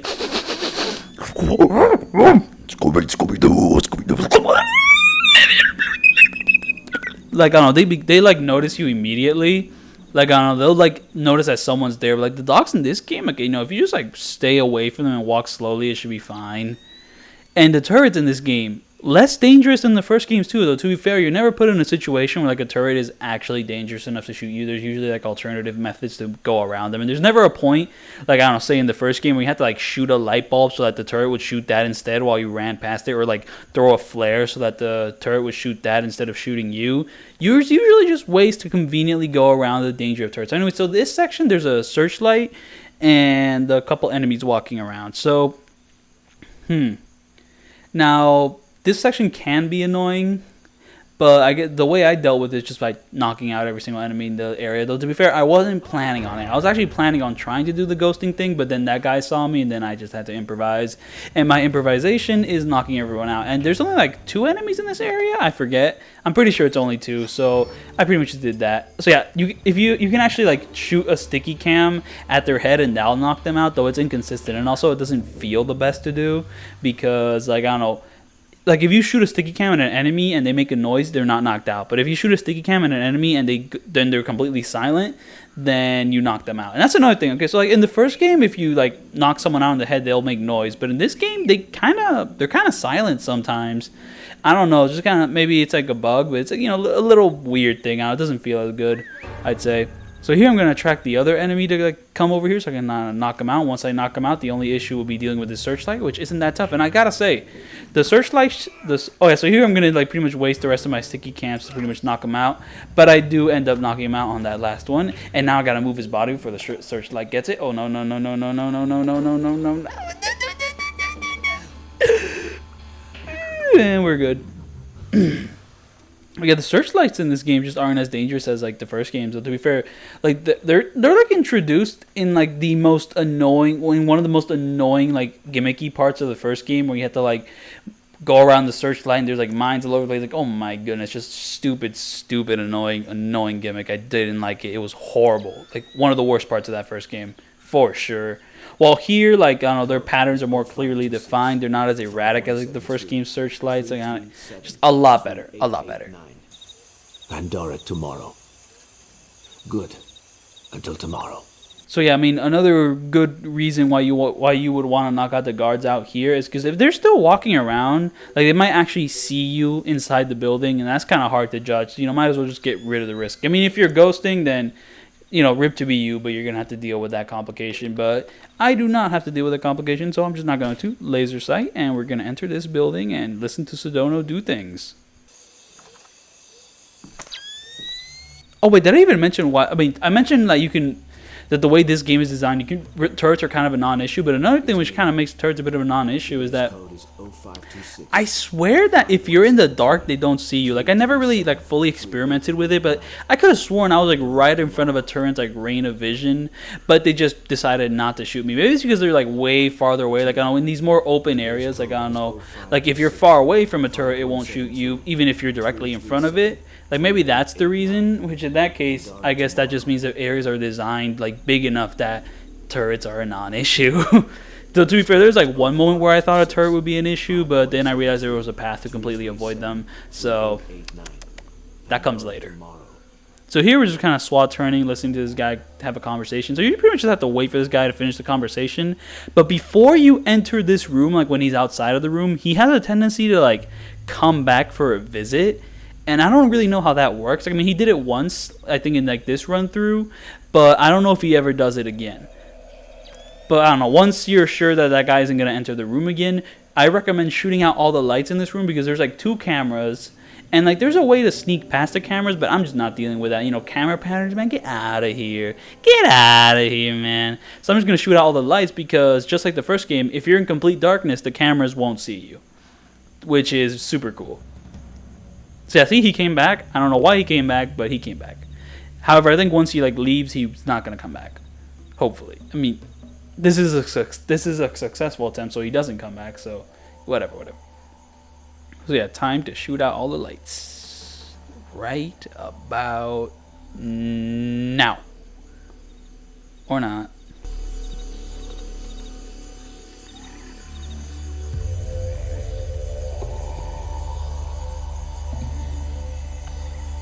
I think I just got nervous because I thought Sedona would like re-enter the room, but at this point I'm like, yeah, that's it.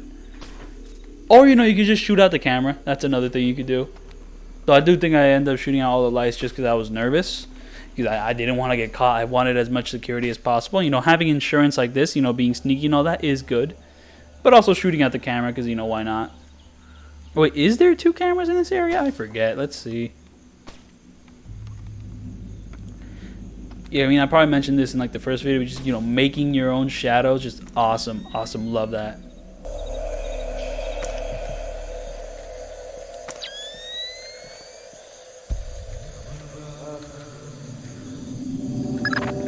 Good work, Fisher. Yeah, so from here on out, you pretty much just exit the level. I guess there wasn't 2 cameras, okay. And there's going to be a section later on which could turn into an action-y thing, but with this flashbang, it's just more of a throw it and then run to the end of the level and you'll be fine. Though it is a little weird and whatever. So anyways, here we're going to turn off this switch so that we don't get shocked by like the floor traps or whatever. Though to be fair, when I got shocked by those, they didn't deal any damage. So I mean, I could have just left that in for like a funny little he got shocked, but I'm not even going to risk it. We're turning that thing off.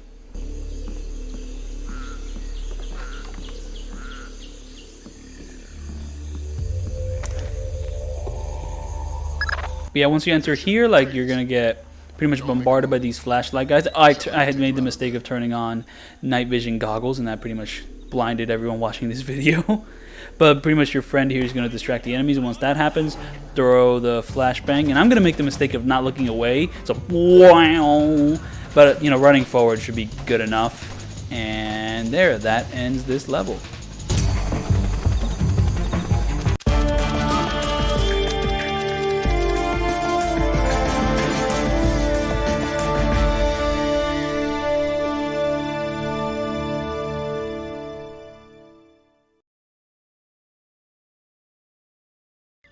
You're just about in position. So here, this next level kind of continues on that jungle theme of like the last level, but just kind of more of it, but it'll quickly shift to like more underground based stuff like later on. But right now, just kind of run to the right here, and the sniper shouldn't see you. I actually forget if there was an enemy in that particular area, but oh yeah, there's also going to be a mine there.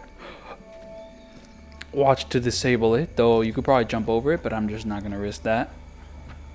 And yeah, just a lot of cool lighting here now that I actually fixed the shadows. Here I'm going to turn off this light so I can sneak around the enemy. Like there's a way to like do it without turning off the light. That's another thing which like Center Strain does, is that he like restricts himself so much. Like he just wants to cause as little disturbances as possible. Just kind of like figure out how to like get through the game by just like walking past enemies, like pretty much. And if it isn't possible, then he finds other ways, but like he's trying like super hard to like find the most optimal way to just kind of ghost people, like literally ghost people, like not leave a trace of your presence. I am not that hardcore yet.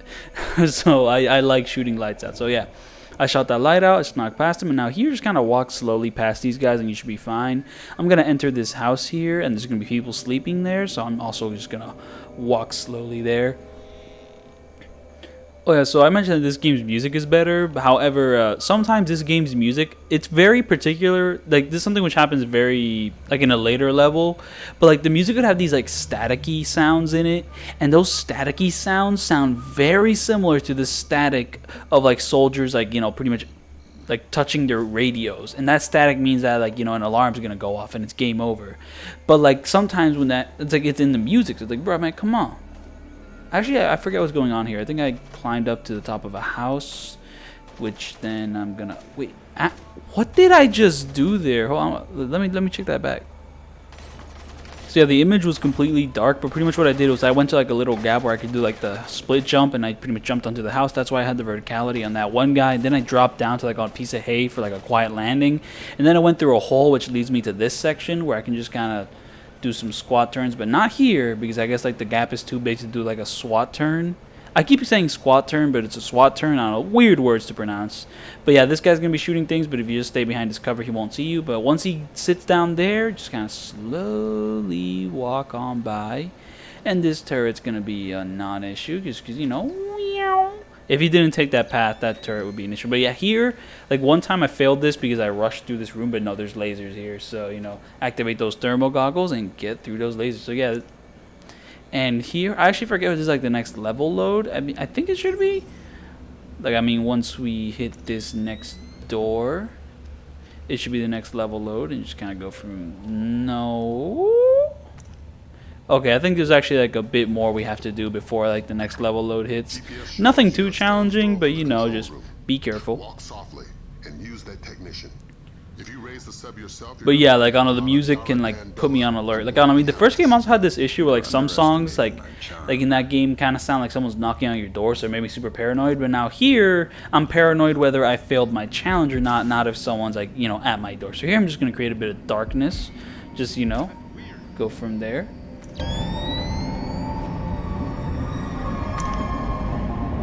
So there's 3 guys in this section. 2 of these guys are guards, like I don't know, which are around here, which I'm gonna try to like lure here so I can knock them out. And then there's one guy like in this control room we have to go to who's just gonna be sitting at his place the entire time, so we can just walk behind him and grab him. And that's pretty much the strat here. So yeah, just kind of lure this guy to the darkness. I think I'll be using some whistle. No, he walks towards me normally. So yeah, just kind of woo.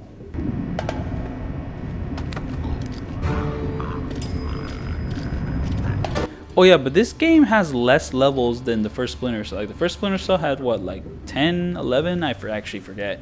But this game only has 8, though. To be fair, these 8 levels are more consistent with like the fun sneaking action, which are like the best parts of the first game. So it's kind of like less but more consistent, and also like just less but more consistent. So like I mean, I don't know, this game being shorter is not a problem, though I will admit maybe like this game's level design isn't really maybe on par with some of the best parts of the first game. Though to be fair, I have a hard time deciding that because I don't really have a master's degree in level design or how to like analyze these 2 games and what they're doing. Like I mean, there's got to be like some reason why like I don't know, something about this game's like a little off to me when compared to the first game. I don't know. So anyways, we knocked those 2 guys out, so we don't really have to take out this light because no one's really gonna see us there. And now we enter this room here. There's going to be a guy like at the end of this room, which we have to grab, but not knock out. We have to grab him to use a computer. And once we use that computer, we do not knock that guy out yet because we have to keep him alive. I mean, we have to keep him conscious so that he can call off the alarm, which raising the boat might cause if we knocked him out. But yeah, use computer. Like, I mean, one instance about the level design of this game being a little like, is that maybe the threats aren't as threatening. Like, for example, lockpicking doors.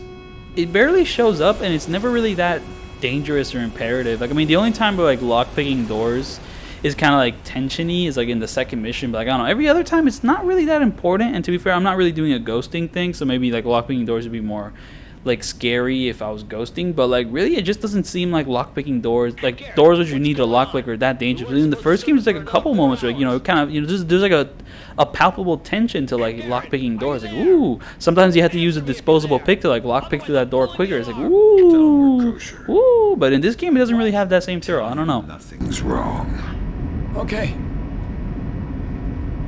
There's no problem. I had a warning light flash on the ballast tanks. I'll put you back under as soon as they're fixed. So you have to keep this guy alive until he does that. But once he does that, you know, just knock him out. In the darkness, of course. You don't want to raise an alarm. And I think we're done with this area. And I don't know why I'm trying to shoot out that light. I mean, he was already in the darkness, but whatever. We're moving on.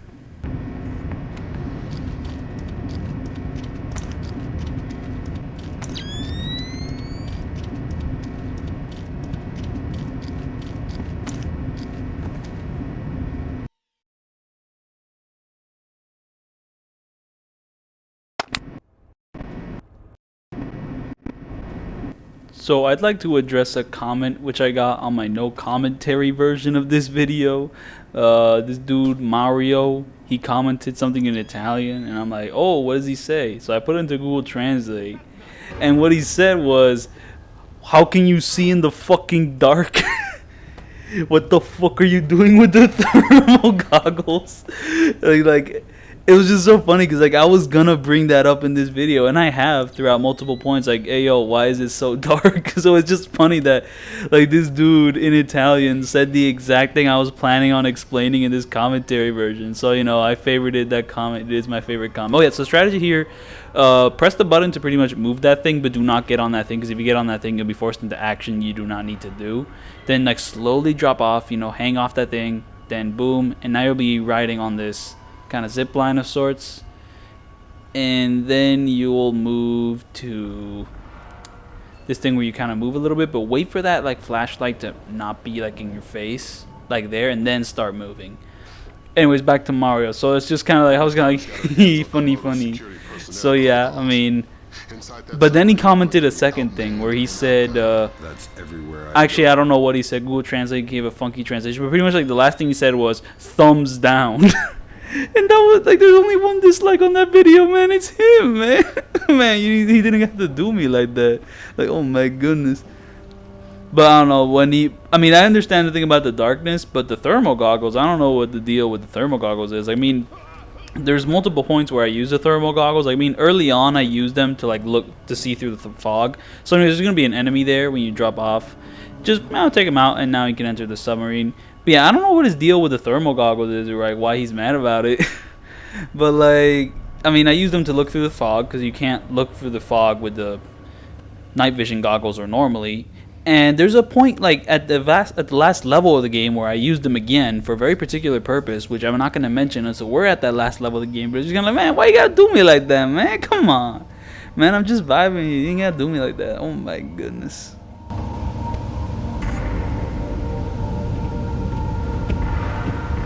So yeah, like this next section's pretty easy. Just a lot of pretty easy like stealth challenges here and there. I don't know, that guy comes by, you can kind of skip past him. There's people sleeping here, so you just kind of walk softly here. I will say I had an outline for this video, and it was much bigger than the outline I had for the first Splinter Cell video. But I've already went through all the talking points, so now I'm just gonna talk about like on-the-fly strategies here and there, just kind of.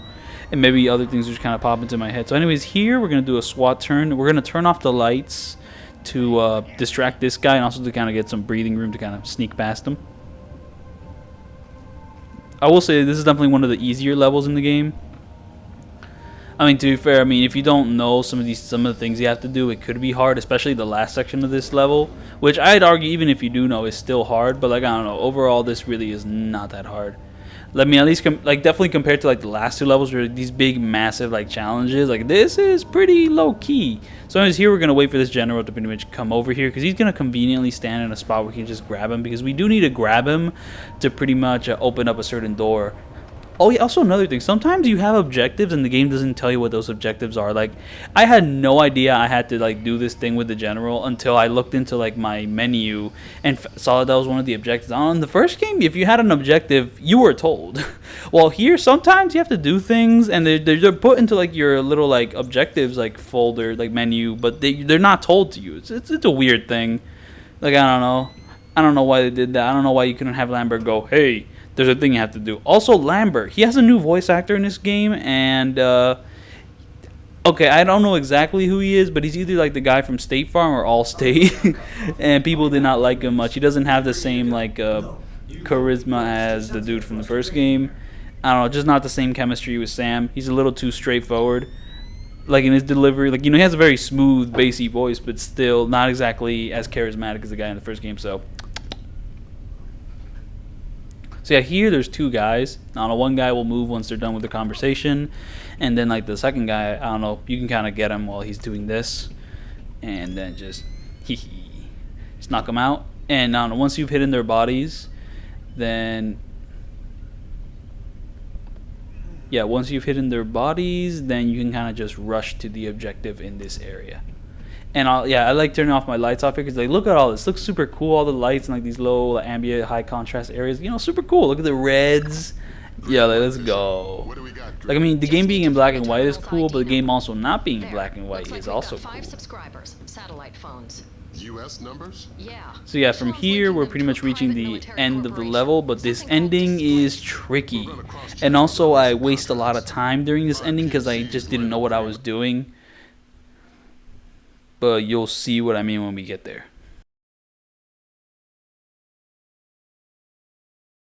Nicely with our 5 pox boxes. So here I'm equipping the smoke grenade because I'm not sure if this is true of the first game, but in this game, smoke grenades kind of act the same as like the gas which shoots out when you shoot out diversion cameras.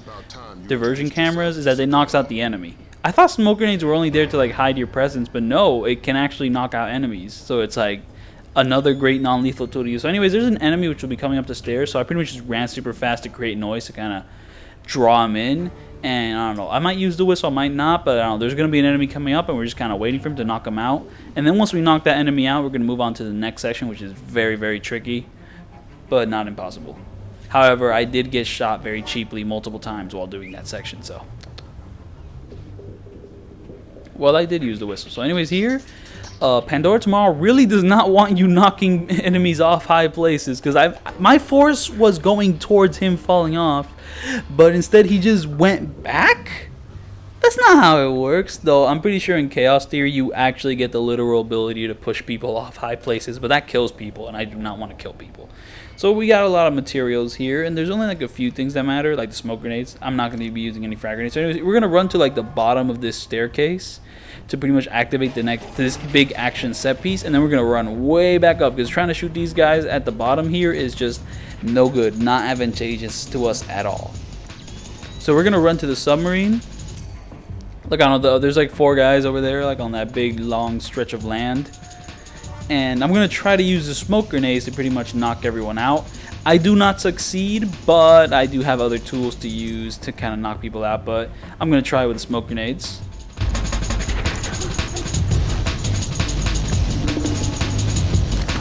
So there's 1. And then 2. 3. And I ran out, and I do not have a strategic idea for like how to use these smoke grenades. Center Strain had a strategic idea, but I did not. So here we have the sticky shockers, and the thing is that I thought I could cover like every single enemy with these smoke grenades, but like I missed 2 guys. But like I can't see those 2 guys from this submarine. But I spend so much time slowly walking around the submarine, because another thing is that if you're careless, an enemy might actually shoot you and deal damage. and that's no good. Now, if you don't care about non-lethal stuff, you could just shoot the explosive barrels, and it would pretty much be awesome and pretty much just eliminate that whole crowd for you. But I'm trying to be non-lethal here, you know, trying to spice it up from like the previous video. And also this game, you don't really feel as compelled to kill people. I don't know, the first game, some areas just like, you know, like it's more leaning towards killing people. Like for example, dogs. Like you're just more inclined to kill dogs in the first game than in this game, because the dogs in the first game are just way more dangerous. You got to get rid of them before they actually become a threat. So here I'm going to try the diversion cameras, because those also shoot gas and also kind of give me an idea of where the enemy is, but not much luck there. Like I'm really not going to get a good vantage point on the enemy from like this submarine here. Like I pretty much have to go to the bridge, and I figure that out way later than I'm supposed to, because I'm just here wasting time. My mind's gone blank. I don't really know much about what to talk about. But oh my goodness.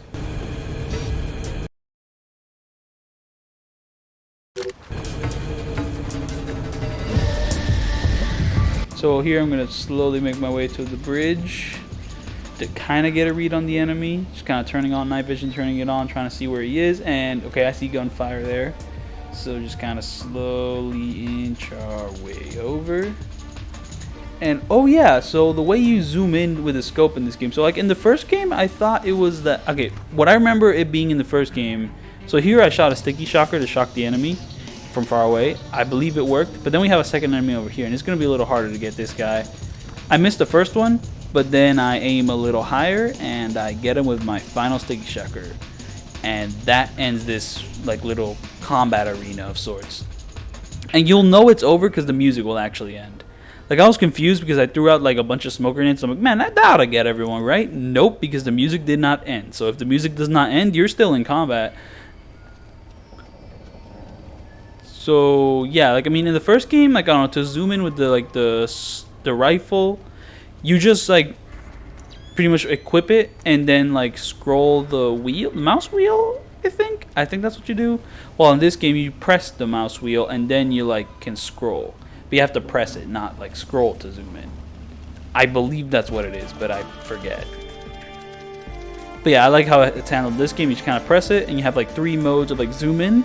Very convenient, very nice. And yeah, this says ended this mission. It's one of the easier ones in the game. Like the second and third mission are easier, but like yeah, like I mentioned, like you know, the previous 2 missions are way harder. And now here we have our 7th mission, which is pretty good, but it does have a few really annoying sections. But it's a pretty hype like finale mission, even though there is one more mission after this, which doesn't exactly really feel as climactic. This feels like more like a big finale, but whatever. Let's move forward. So yeah, here. You want to land softly because I don't know, there's like a civilian there who might notice you, but I'm just gonna wait for them to walk by, and then once they walk by, I'm gonna go over to the pipe there to climb. And like this first section is gonna be a lot of platforming. Well, I mean not big platforming, but just kind of like, you know, Uncharted platforming, just kind of climbing from here to there, like, you know, figuring out where to go. And this pretty much like avoids like all the enemies and civilians on this first route. Just very stealthy verticality.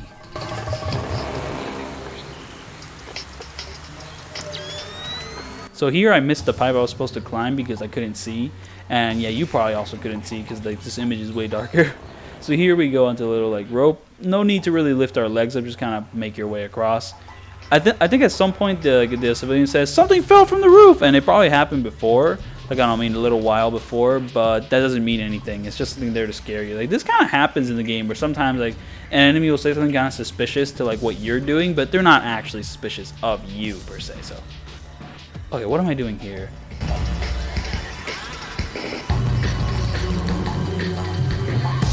I actually don't know what I'm doing here. Okay, so like I was like climbing across something, but then like I dropped and wait a minute. No. Oh, so what happened in that previous section is that from like the zipline thing, you land on something you walk across. However, when you're walking across that thing, there's like something blocking your path from like continuing to walk. So instead of like continuing to walk there, I kind of like slowly like inched my way off that thing and started to hang off of it, kind of like that. And then when I was hanging off of that, once I reached the end, there's like something you can drop onto and like not grab, but actually land on. So I landed on that thing. Once I landed on that thing, I kind of like looked at the wiry thing to grab onto. I like ran at it at full speed and I was able to grab it. And then from there on, like, the rest of what I do is self-explanatory. And then here I'm kind of climbing a fence. Very nice.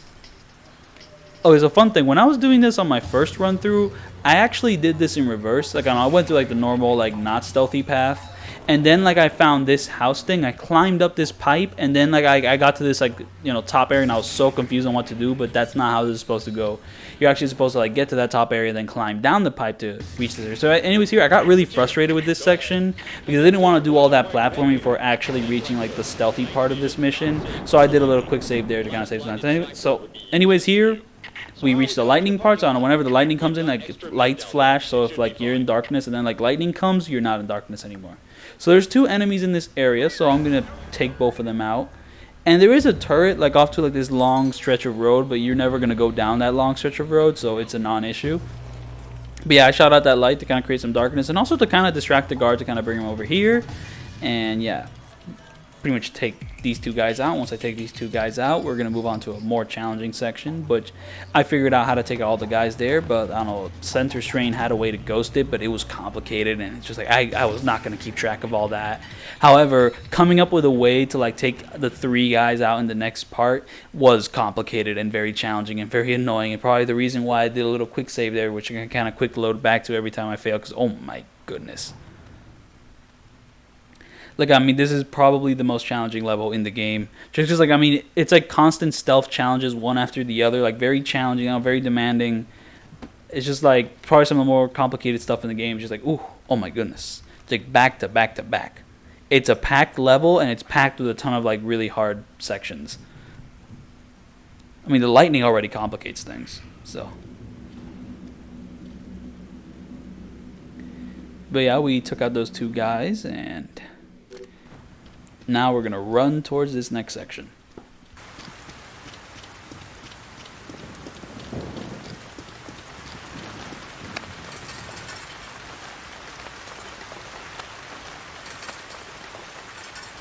So yeah, once we enter here, run to where I'm going to be.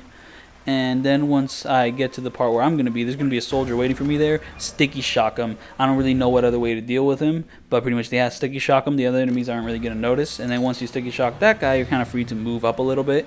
There's going to be 2 more soldiers waiting for me up there near the car light. Now, the car light is illuminating this sewer path, which I need to go down, and it'd be really convenient if I could just shoot out that light. But to be fair, once I take out the enemies, shooting out the light really isn't necessary. But so I've had a ton of complications with this section, because I don't know, sometimes I try to, like, take one guy out, but the other guy radios in, or I take out the other guy, like, at the same time, but I can't run fast enough to take out the other guy.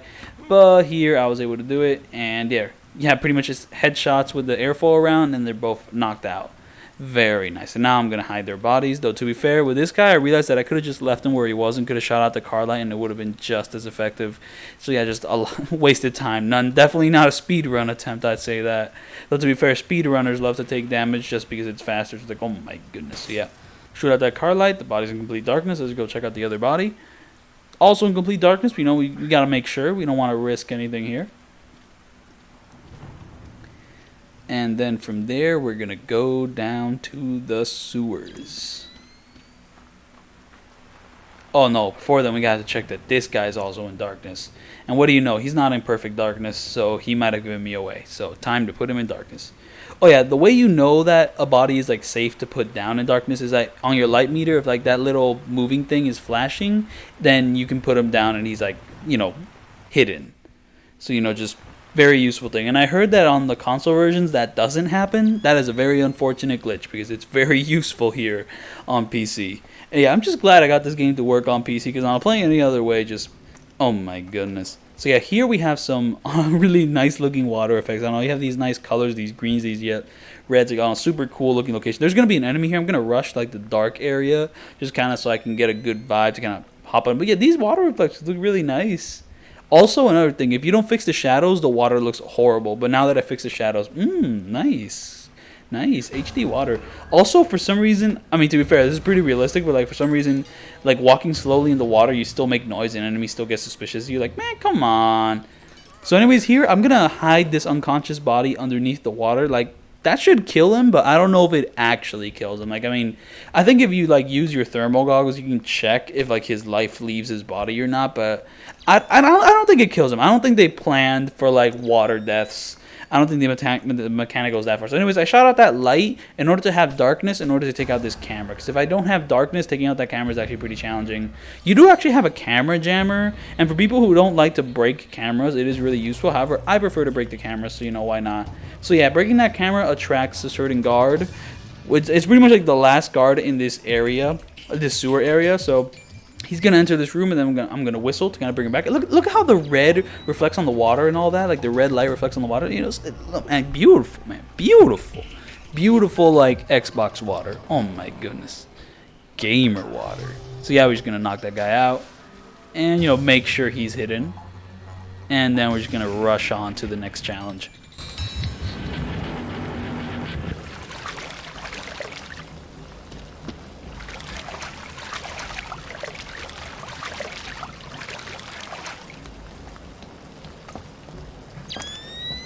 So yeah, I'm gonna activate the thermal goggles. This is it's gonna combine two annoying things. So mines and spotlights. However, if you immediately run to like the left here and like kind of stick to the wall, the mines won't go off, and also you'll be like just perfect that you'll be like right in the pattern where like the spotlight won't get you. So you just can kind of rush it through there. Thank you, Center Strain. I would have not figured that out if like you didn't show me that. I would have tried something more tedious, or like I would like, you know, the way the game actually wants you to play it, where you would hide between objects, you know, kind of time when you would like run past the mines. But like, if you know that you can just run to the left, and you'll just run to the left, and boom, rushed. Very nice. Saves a lot of time. This video is still 2 hours and 47 minutes, which is shorter than the first game, but also this game has less missions. But that is not a negative in my book, because I think it is more consistent with the fun stealth action. And these levels are pretty massive in general. Just, I don't know, great collection of levels. No real like crappy fluff in it. Very nice. So yeah, here, I don't know, one thing which you want to be careful of is you don't want to really stand in front of that door, like on this open doorway, because I don't know, sometimes the lightning might flash and then you'll like be exposed, and then like the enemies in this area might see you. So I'm gonna try to knock out these two enemies, I believe. I mean, I forget if I really do knock both of them out, but I'm gonna try it.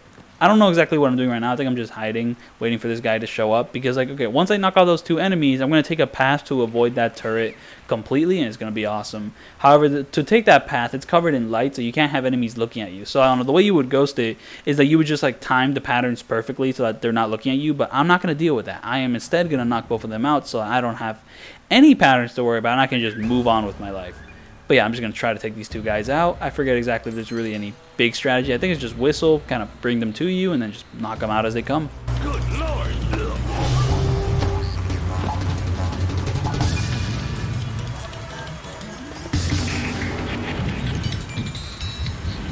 I will say, though, trying to whistle like after like knocking out an enemy is very dangerous, because I don't know, sometimes you'll knock an enemy out, then you'll whistle, then the enemy will like go to the area where like his friend is knocked out.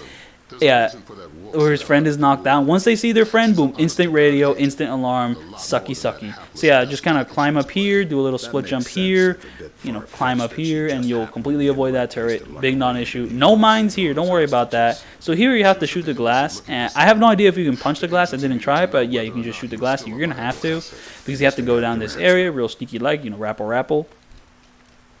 And you're now in the TV station. Yeah, infiltrating a TV station is super cool aesthetic. It feels so much like a final mission, even though like the next mission is the final mission. This feels a lot more like a big, cool stealth finale. So yeah, there's only one guard in this area, and this is like the last area before the next level load. So we're just gonna go from there. Boom. 2 hits. Make sure his body's hidden.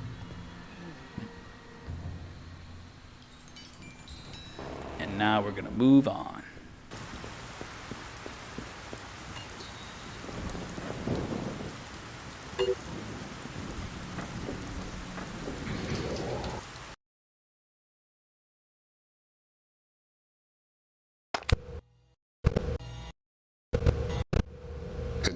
So this portion of the level can be immensely challenging. So I'm gonna start this off by kind of waiting for like this. Okay, so it's a little dark, but like the enemy in the doorway, I can actually see him. I can see when he turns around. When he turns around, I can kind of do the crouch walking thing. But there's an enemy to my left, But like when this dude starts walking away, the enemy on the left will start to turn like away as long as I don't make any noise. So I'm gonna knock this guy out.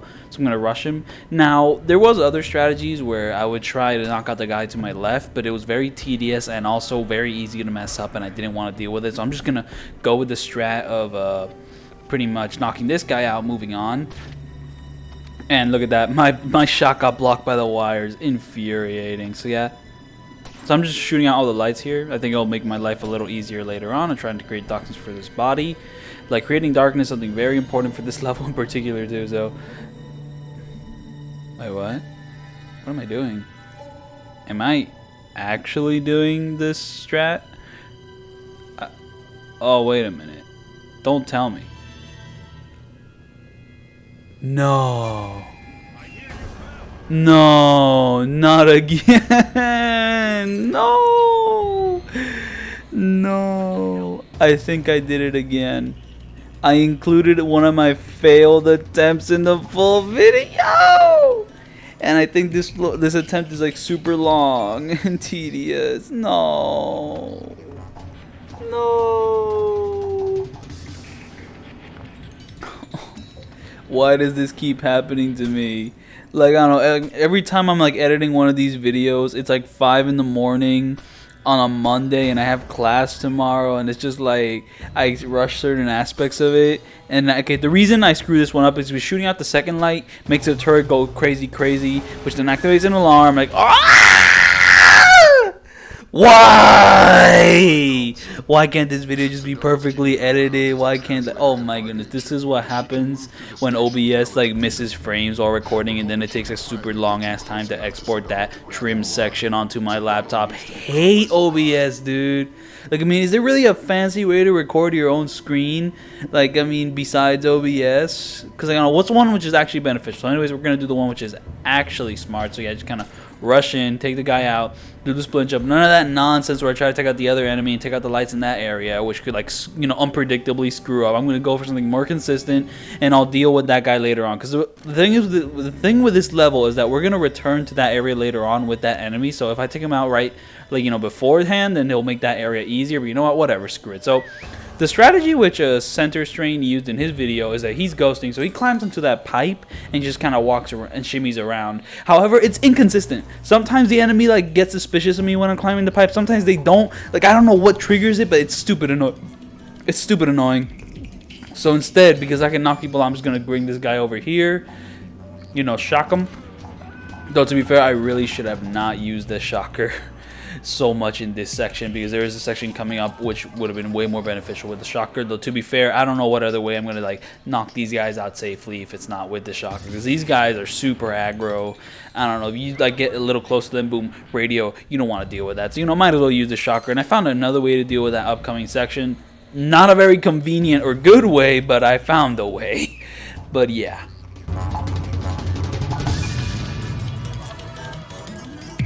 But I can't believe I keep including these failed sections. It's supposed to be no damage, but sometimes you see me taking that. Okay, to be fair, technically, I mean, you don't see me taking damage.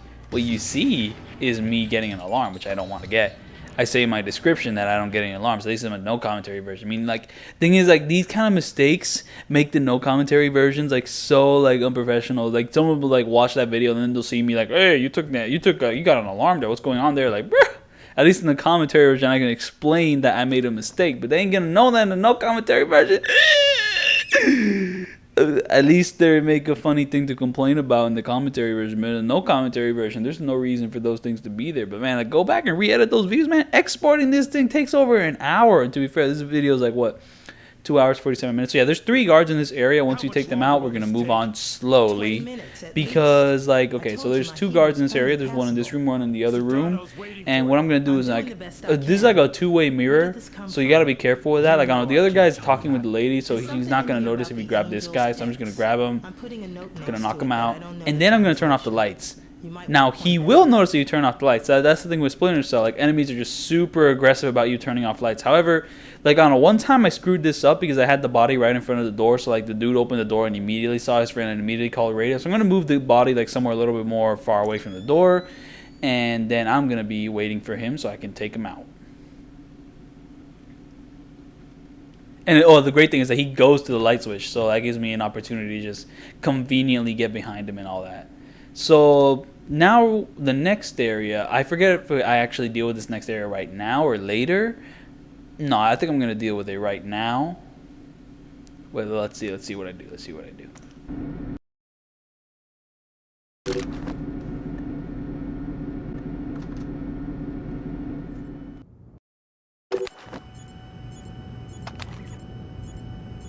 So yeah, I'm just gonna take out all the lights in this area, create a ton of darkness just to like have more room to run around in. And you can also take out these little on-air signs, which I think is sick.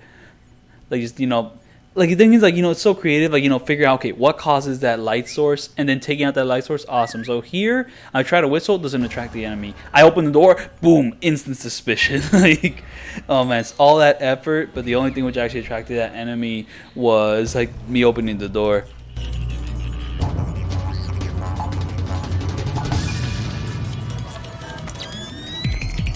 So yeah, I'm just gonna take this guy out.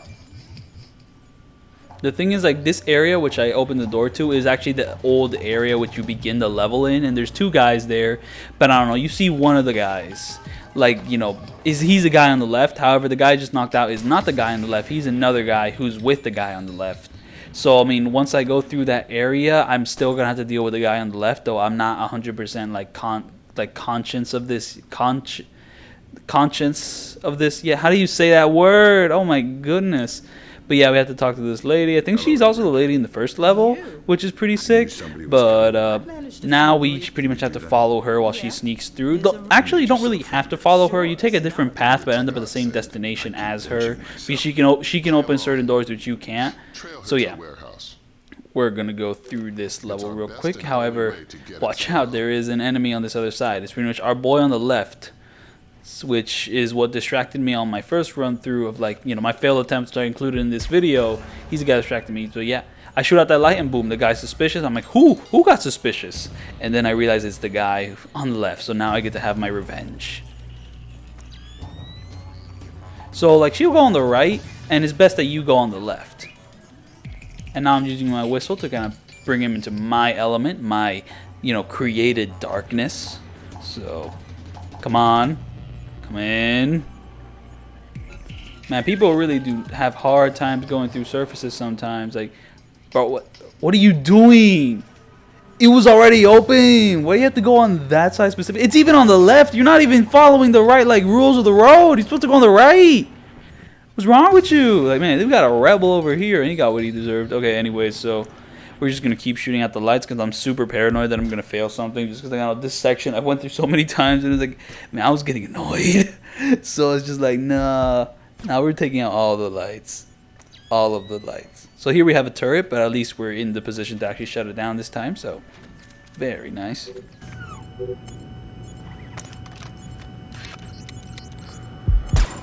Yeah, just take out all the lights. These are the lights I was trying to take out in, like, my first failed attempt, but then once I took out the second light, the turret got angry. But now the turret is dead. Now here, I mean, I couldn't see the light because of the fog, so now I move a little bit, and now I see the light. So let's go.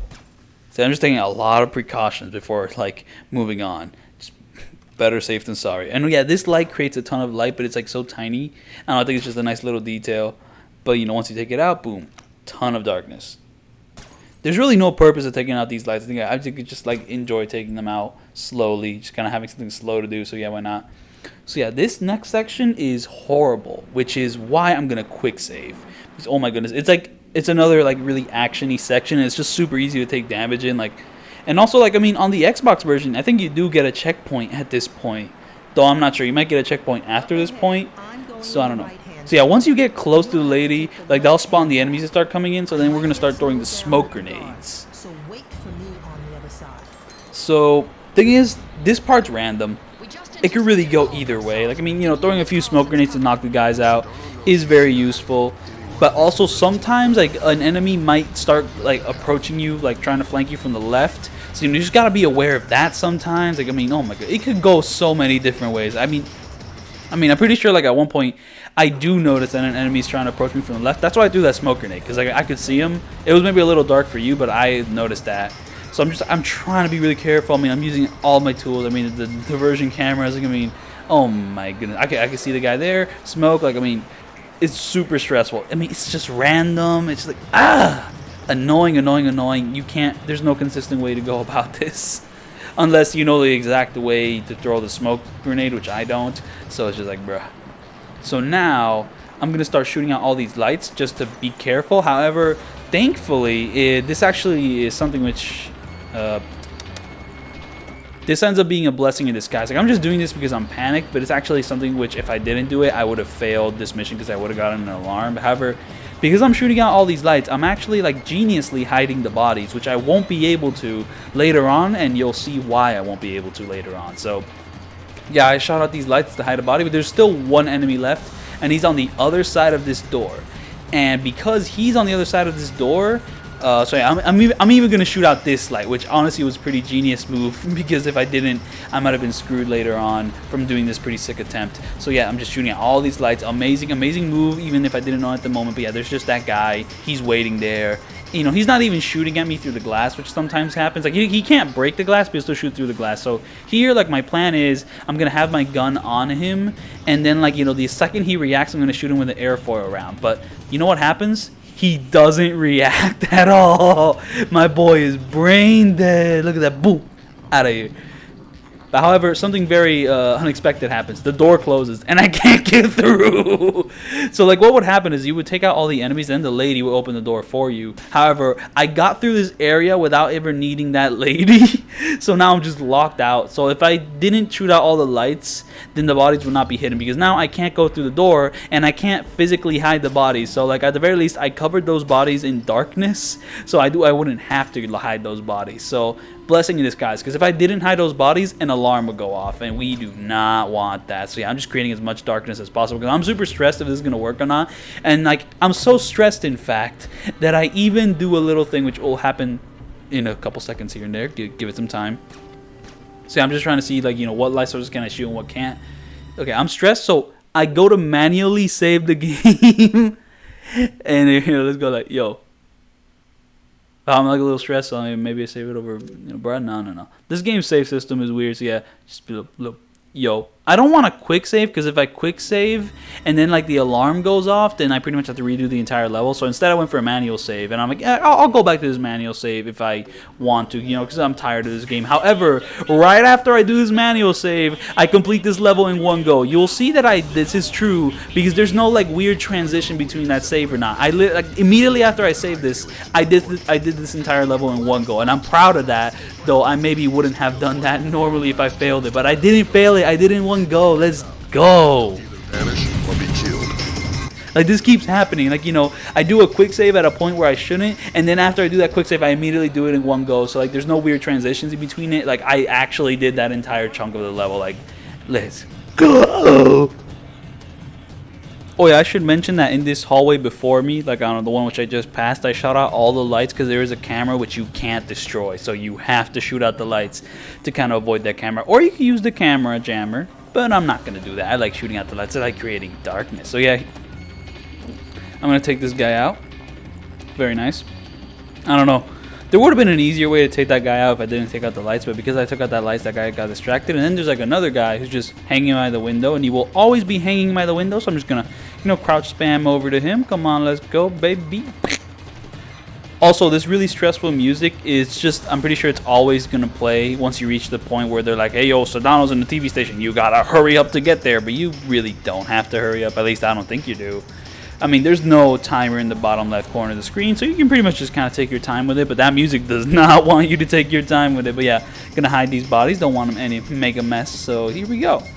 And now I'm just gonna run up to like the opening to kind of reach the kind of hype part of the level. Though, to be fair, this has been mostly pretty hype, except for like that action part, which I think sucks, though I did get that funny glitch out of it, so there's that.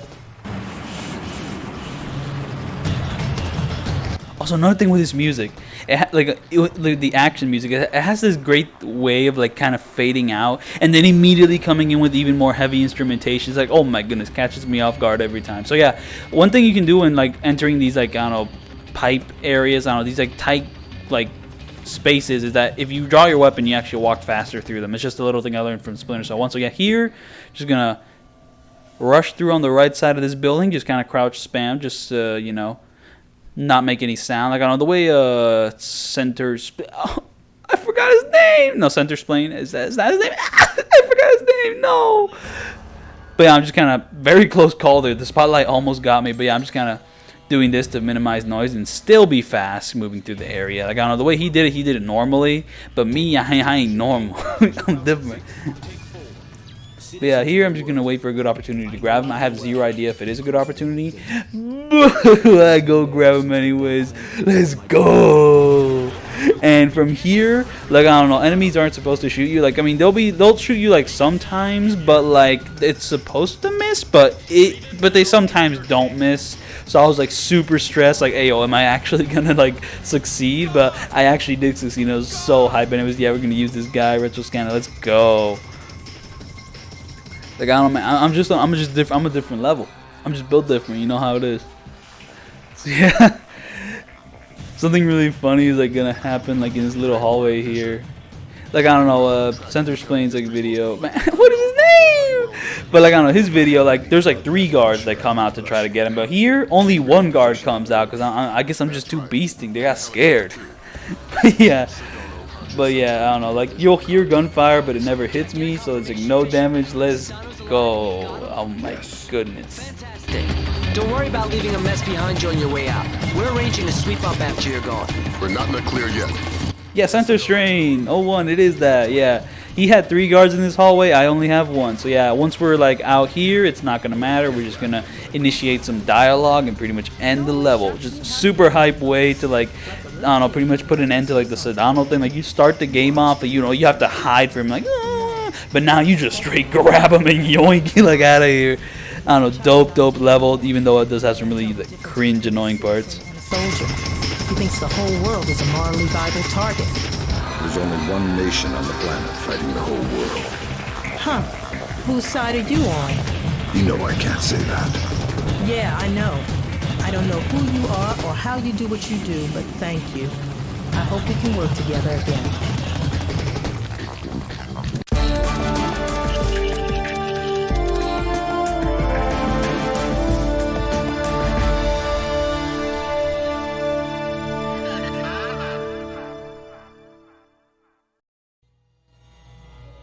So yeah, this is not the ending of the game. There's still 1 more level, which is neat, though I don't like it as much as like that TV station level, but I've arranged for a small distraction. so yeah. If it comes together, I don't know, one way to get into like this building is to wait for the truck and jump into the truck, but it is actually faster to just straight up run into it. So yeah, stay on the right side while that guard is still trying to get into the building. Stay on the right side because like, if you go to the left, the guard might turn around and see you. There's a camera on the left here, so like slowly make your way to the left to avoid that camera sight. And then once you enter like a certain area, like you know where like the guard, the dog, and the other guard is, then we're gonna have to do a little dodge roll and kind of slow our roll here. So remember when I said that I'm gonna try to beat this whole game without killing any people? I lied. You literally have to kill people in this level to progress. So the premise is that there's like a bunch of terrorists and you must kill them.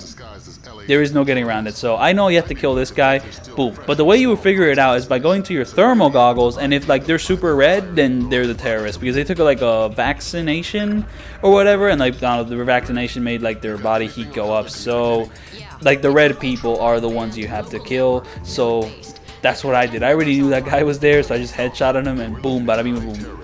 I don't want to deal with like, I don't know, the dog and the guy over there because the dog really isn't going to do anything and the other guy doesn't need to be knocked out. So just kill this guy. Super quick, super nice. Wow.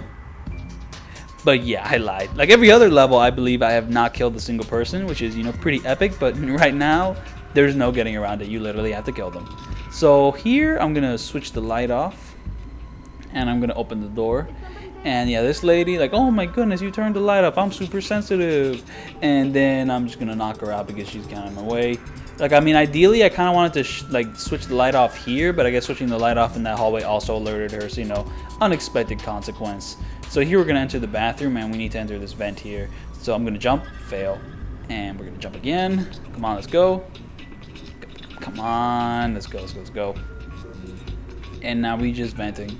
So now we're just gonna, I'm gonna turn on night vision. I'm gonna turn it off so kind of see like the cool lighting effects. Then I'm gonna turn it on again because, well, I can barely see anything. We're just gonna keep moving forward until we reach like the last, like on opening, because that's kind of our best opening. Hey, nice lariat. What? I like your lariat. Smart move buying your own. These cheap pieces of crap the tightwads upstairs hand out break weekly. Oh, thanks. Are you new here? I don't think I've seen you around before. No, just new to the ship. Usually. So yeah, you see red guy there, bad guy. Green guy, you don't have to kill him. Listen, I gotta get back to work. Oh, sorry about that. I don't really have much of a strategy on how to tackle this, or at the very least, I forgot the strategy that I was planning on doing for tackling this. I think I'm just gonna kill the red guy and knock out the green guy if he gets in the way, and that's about it. Oh yeah, I think I wait for him to get here and then I grab him. I think that's what Center Strain did in his video. However, for some reason the green guy noticed I grabbed him. However, all I have to do is just knock this guy out and then knock out the green guy when he comes by. Why am I pulling out the airfoil rounds? Man, something about that green guy must have been really dangerous for me to pull out the airfoil round, but oh well, at least he's knocked out. And to be fair, this is another one of those levels where you really don't want to use up any of your sticky shocker. Like, you need to have 3 on hand. So yeah, here's what you do. Turn on thermal vision, and you'll see like the color draining out of him. That's how you know he's dead. Like, he'll turn yellow, and then he'll turn like, you know, no color afterwards. So yeah. So here we're gonna take like this. Well, I mean, I'm confused on which one to take, but I'm going to take this opening, like, right there. Not the one over there. Right there, that one. Because there's going to be a guy sitting at a chair, and if we approach him at an angle, we're just going to grab him, drag him to a dark corner, and then kill him because he's another terrorist. So, yeah. You want to have 3 sticky shockers for the final section of this mission, because if you don't, it becomes a lot more annoying. And if you don't have any sticky shockers, then, I don't know, blessed be your soul. Like, you're gonna suffer. But I at least had 2, but you'll see what I mean when we get there. So yeah, just slowly approach him. That's not good. Grab him, take him to the dark, and just pop. And then kill him. Yeah, sure. I'll come find you when Oh yeah, and I turn on the laser pointer and it's kind of like greenish, like yellowish color. There's that. So yeah, here I'm just killing him. And I don't know, another way to know if he's dead is that if you shoot him and his body doesn't react, boom, he's dead. So yeah, here I can kind of tell which one's red and which ones aren't. So I'm just going to make my way through this level. And I don't know, I think something which I really love about this level is that the light sources are like really high up. I don't know if I'm going to shoot one up right now, but you can create a great amount of darkness just by shooting out these like kind of inconspicuous looking like lights way up there. I don't know, I think it's one of the coolest things in the game. I don't know, I mean, I guess that kind of makes it feel like a final level, though, to be fair. I think the level before it also had some really good final level vibes. I don't know, a lot of platforming in the beginning like the first game, and then, you know, more payoff and that's another thing. So one reason why I keep saying that the first game's like levels may be like a little better than this game is just because like I think I'm mostly comparing the finale of the first game to the finale of this game. The finale of the first game was like amazing. I don't know, it just felt like a perfect conclusion to that game, aside from the really crappy action scenes. But like, I don't know, besides those really crappy action scenes, there was some like amazing sneaking in that final level. While in this one, I don't know if it really reaches that high of like the amazing sneaking parts of like the final level in the first game, this final level. Though there's still some pretty good sneaking in this part, I won't lie. Oh wait, something just happened which was completely in the dark so you couldn't even see it. So what happened was I did a headshot on one of the terrorists and just killed him, but then like the green guy, he just like ran all the way to this corner. So I followed him and knocked him out, but for some reason that guy doesn't raise an alarm, doesn't alert any of the other guards. He just runs to the corner and like prays you don't kill him. And I don't, I just punch him in the head really hard. But yeah, I just saw my moment. I like headshotted that guy, and then the other guy just kind of ran to the corner and didn't do anything. So, you know, good for me, not so much for him, but you know, it is what it is. And you couldn't see any of it because my recording is so dark. So yeah. So yeah, as you can see, the color is completely drained from his body, so I did kill him. I don't know, because sometimes you might like accidentally not kill an enemy, and then you'll be running through, and then like the game will be like, "Hey, you forgot a terrorist," and it's like, "Okay, bro, okay." So here I'm just gonna create a little more darkness.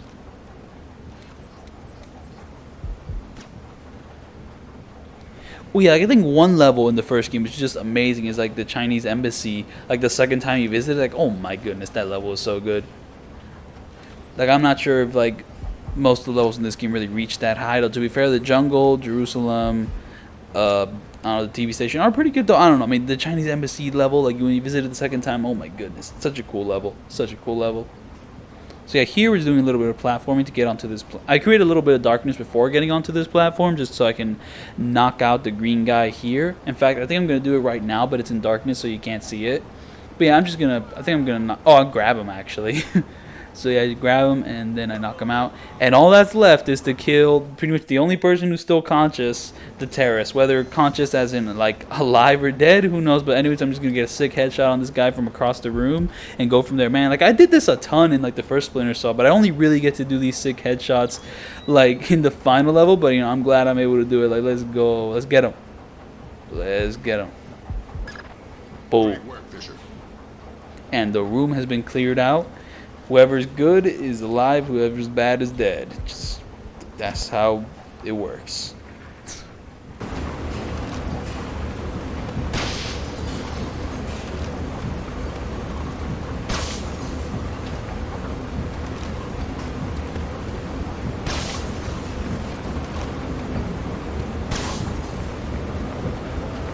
So here I'm gonna see like the person which the terrorist killed. Like, hey, you killed an innocent person, so I guess you'll die now. And yeah, that's that.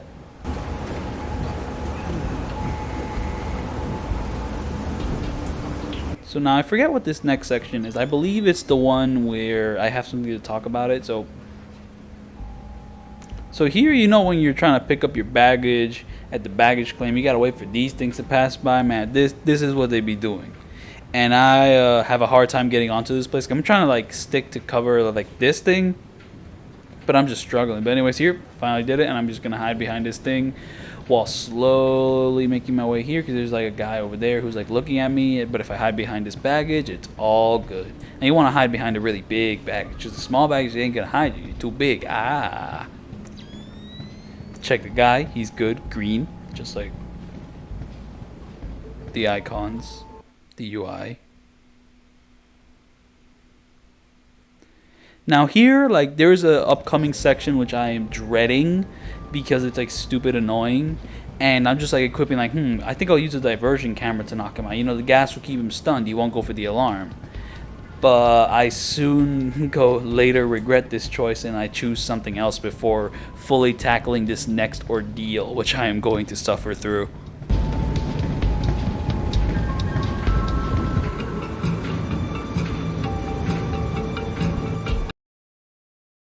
As you can see, I am now going to switch to the sticky shocker because, okay, so you saw that I could hide behind baggage to like kind of kill that guy. I can't do that in this part of the level. So, okay, taking out this light, I actually have zero idea if there's any purpose of doing that. But yeah, so anyways, so here you can't hide behind any baggage. You just have to find the right time to run past this guy. But I don't want to do that because that's stupid annoying. And like, I don't know, sometimes he'll hear you and you don't think he'll hear you, and it's like I'm being super careful. Like, you know, I get up against the wall and I'm like, maybe I could like lean out and like shoot him with my pistol, but the game doesn't let me do that. So I actually have to find another way to get by him, because I don't know, like the strategy which like Center Strain said was like run on the left when he like looks away, but sometimes he'll hear you, like it's random. Like, I don't want to deal with random events after like, you know, going through like the entire like past section of this level. I'm not dealing with it. I'm gonna like go for like a knockout if I can. So here I'm gonna try to knock him out with a sticky shocker, and it does work. And then after that, I'm gonna shoot out the light to hide his body, and no alarms come after it. No alarms come later. So you know, it worked. So here I'm just like sticking to the wall, trying to see like what he's doing. And one thing which makes the aiming kind of tricky is that you're on a moving like platform, so you kind of have to account for that. So anyways, boom, got him. And now I'm just gonna take out the light just to make sure that boy in darkness. And to be fair, I'm actually a little uncertain if he's in darkness or not, because there's like computer platforms which have like lights on it that might be illuminating on him, but they weren't. So yeah, we're just gonna move on with our lives and go from here. And I believe we're gonna approach the next level load.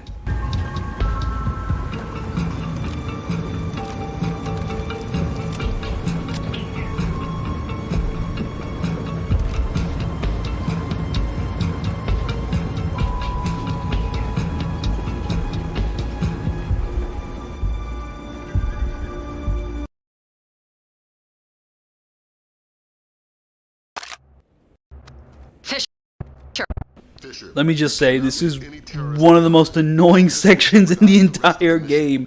Just it's not that hard, but like it's super tedious, and like the final part's a little more difficult. So like, if you screw up that part, you have to repeat this entire section again. So like there's this red guy, and you have to follow him, and then there's like this guy from the train who has like the red shirt and like the black coat, and you have to wait for him to sit down, and once he sits down, then you continue moving on. And also you have to do these SWAT turns so that the enemy doesn't see you or whatever, and also just to look stylish in the airport, just kind of pretend like you're sneaking. I'm pretty sure most people are seeing you, and it's like, oh my goodness, I had to repeat this so many times, over 2 hours of attempts on just this section alone, because like the final section was so hard. And sometimes like I would do a thing where like I would be a little bit closer to like that wall there, and then like the dude would freak out of nowhere, even though I'm in complete darkness. He just like, the terrorist would go like, ah, there's someone here, even though he wasn't even supposed to see me. I'm like literally like, I sometimes hug that wall, like, I mean, how do you see me, bro? Like, get out of here. It was so annoying. Like, it's like so many things would like be so finicky and like random and like go out of nowhere. So anyways, here I'm gonna wait for this guy to input the code, and when, like, once he goes to like open the door opens, I grab him so I can enter this area without having to input the code. Very nice. And you know, he's the terrorist, so I'm gonna kill him.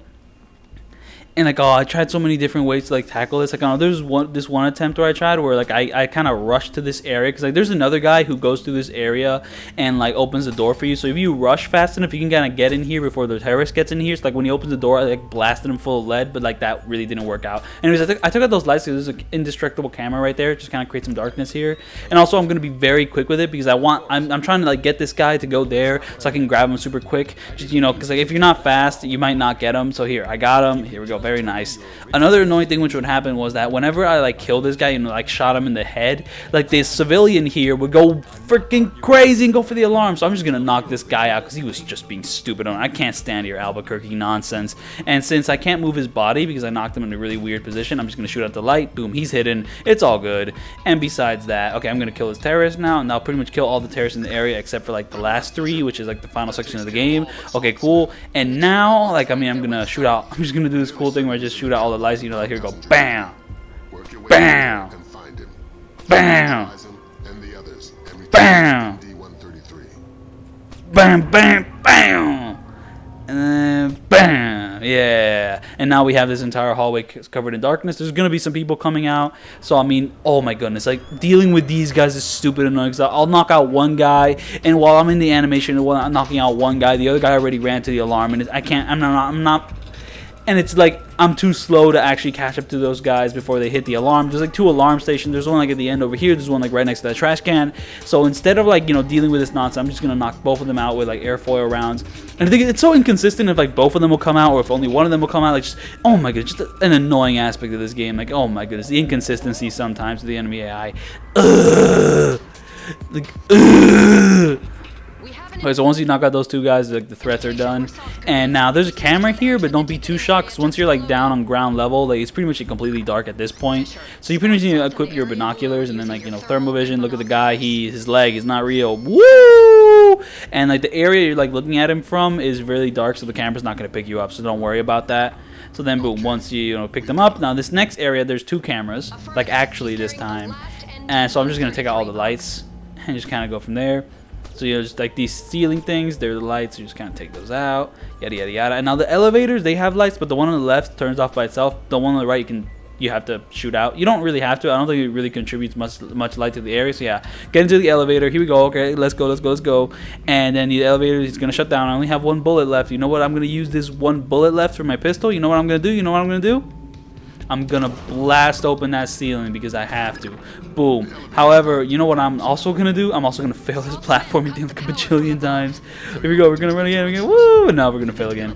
And now we're finally gonna grip onto it. So now, what you want to do is you want to approach this wire here and just start climbing. I don't know. Center strain. He did something really strange. Like he actually like did jumping. I am not gonna do any jumping. I'm just gonna climb this yellow strain here. Just gonna slowly climb up. But, you know, something really cool happens. Like my shadow reflects onto like the other rope, and it's like, oh my goodness.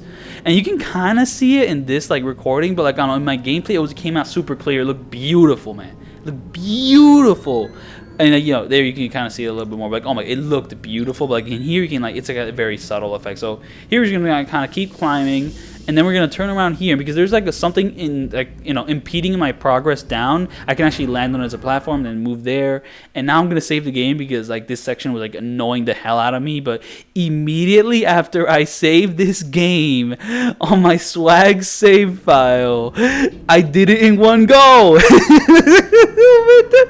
Oh, I'm just cursed, man. Like every time I do like a big like deliberate save like that, I just immediately perfect the rest of the section. So here I'm going to, I got some more ammo for my pistol, so I'm going to take out this light, and taking out these lights are going to attract one of the civilians. So he's just going to slowly come over here, and I'm just going to knock him out. So that there's 3 civilians, 3 terrorists. You have to kill the 3 terrorists. The 3 civilians, you can decide whether you want to take them out or not, hurt them, or even kill them. But I don't want to kill the civilians, man. Come on, don't do me like this. And now I'm going to shoot out these rest of these lights, and shooting out these lights is going to attract another one of the civilians, very conveniently. It's not going to attract both of them at the same time, because if it attracted both of them at the same time, the terrorists might actually be alerted to where I am and start shooting me. But not just one of them. Very convenient, very smooth. Love that. So boom, bam, already in darkness. Don't even have to move the body. And now here I have one more guy, and I think I'm going to do a little bit of a speedy run towards him, just because he's always going to be there. I think I might be, yeah, there we go. The crouch spamming. Let's go. However, the terrorists get a little bit suspicious, and also the terrorists also have night vision goggles, so you can't really like sneak in darkness around them. But to be fair, your goal isn't to sneak around them. Your goal is to freaking kill them. There we go. There they are. Now we're going to take a very specific path to get more verticality on them. However, once you reach a certain amount of verticality, a timer starts going down, and I don't know why it starts going down, but it does start going down. So here we're going to climb this ladder, and then we're going to climb. See, there they are.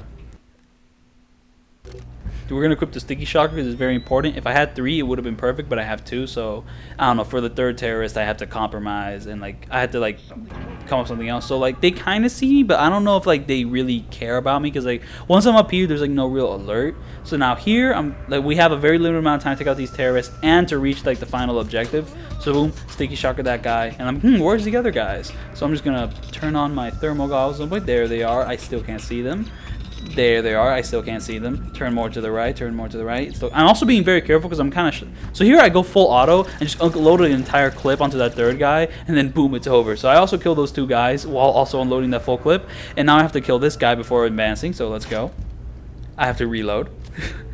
And then just kill that guy there. And now run. You don't really have to care about hiding bodies. No alarm's going to go off. So boom, you reach the final objective. And yeah, that is my video on Splinter Cell Pandora tomorrow. Now, I overall would say this game is better than the first game, though there's maybe like a few little like AI behavioral weirdness that kind of brings it down a little. But still, I think I give this like a 7, maybe an 8. I'm going to stick with a 7 just because I don't know. There's like some annoying aspects of the first game which are still kind of here, but also a lot has been fixed.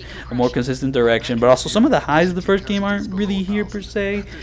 And yeah, but still, I don't know, pretty good stealth game. So yeah, I guess I'll see y'all, I don't know, for a new video. I wouldn't expect it soon, though. To be fair, I have been saying that for quite a while. Like, don't expect this soon. Don't expect this soon. Don't expect this soon. But I still have enough time to like make something. But I don't know, for real, don't expect anything soon because I gotta get back to doing school project, man. I've been skipping on a lot of things, man.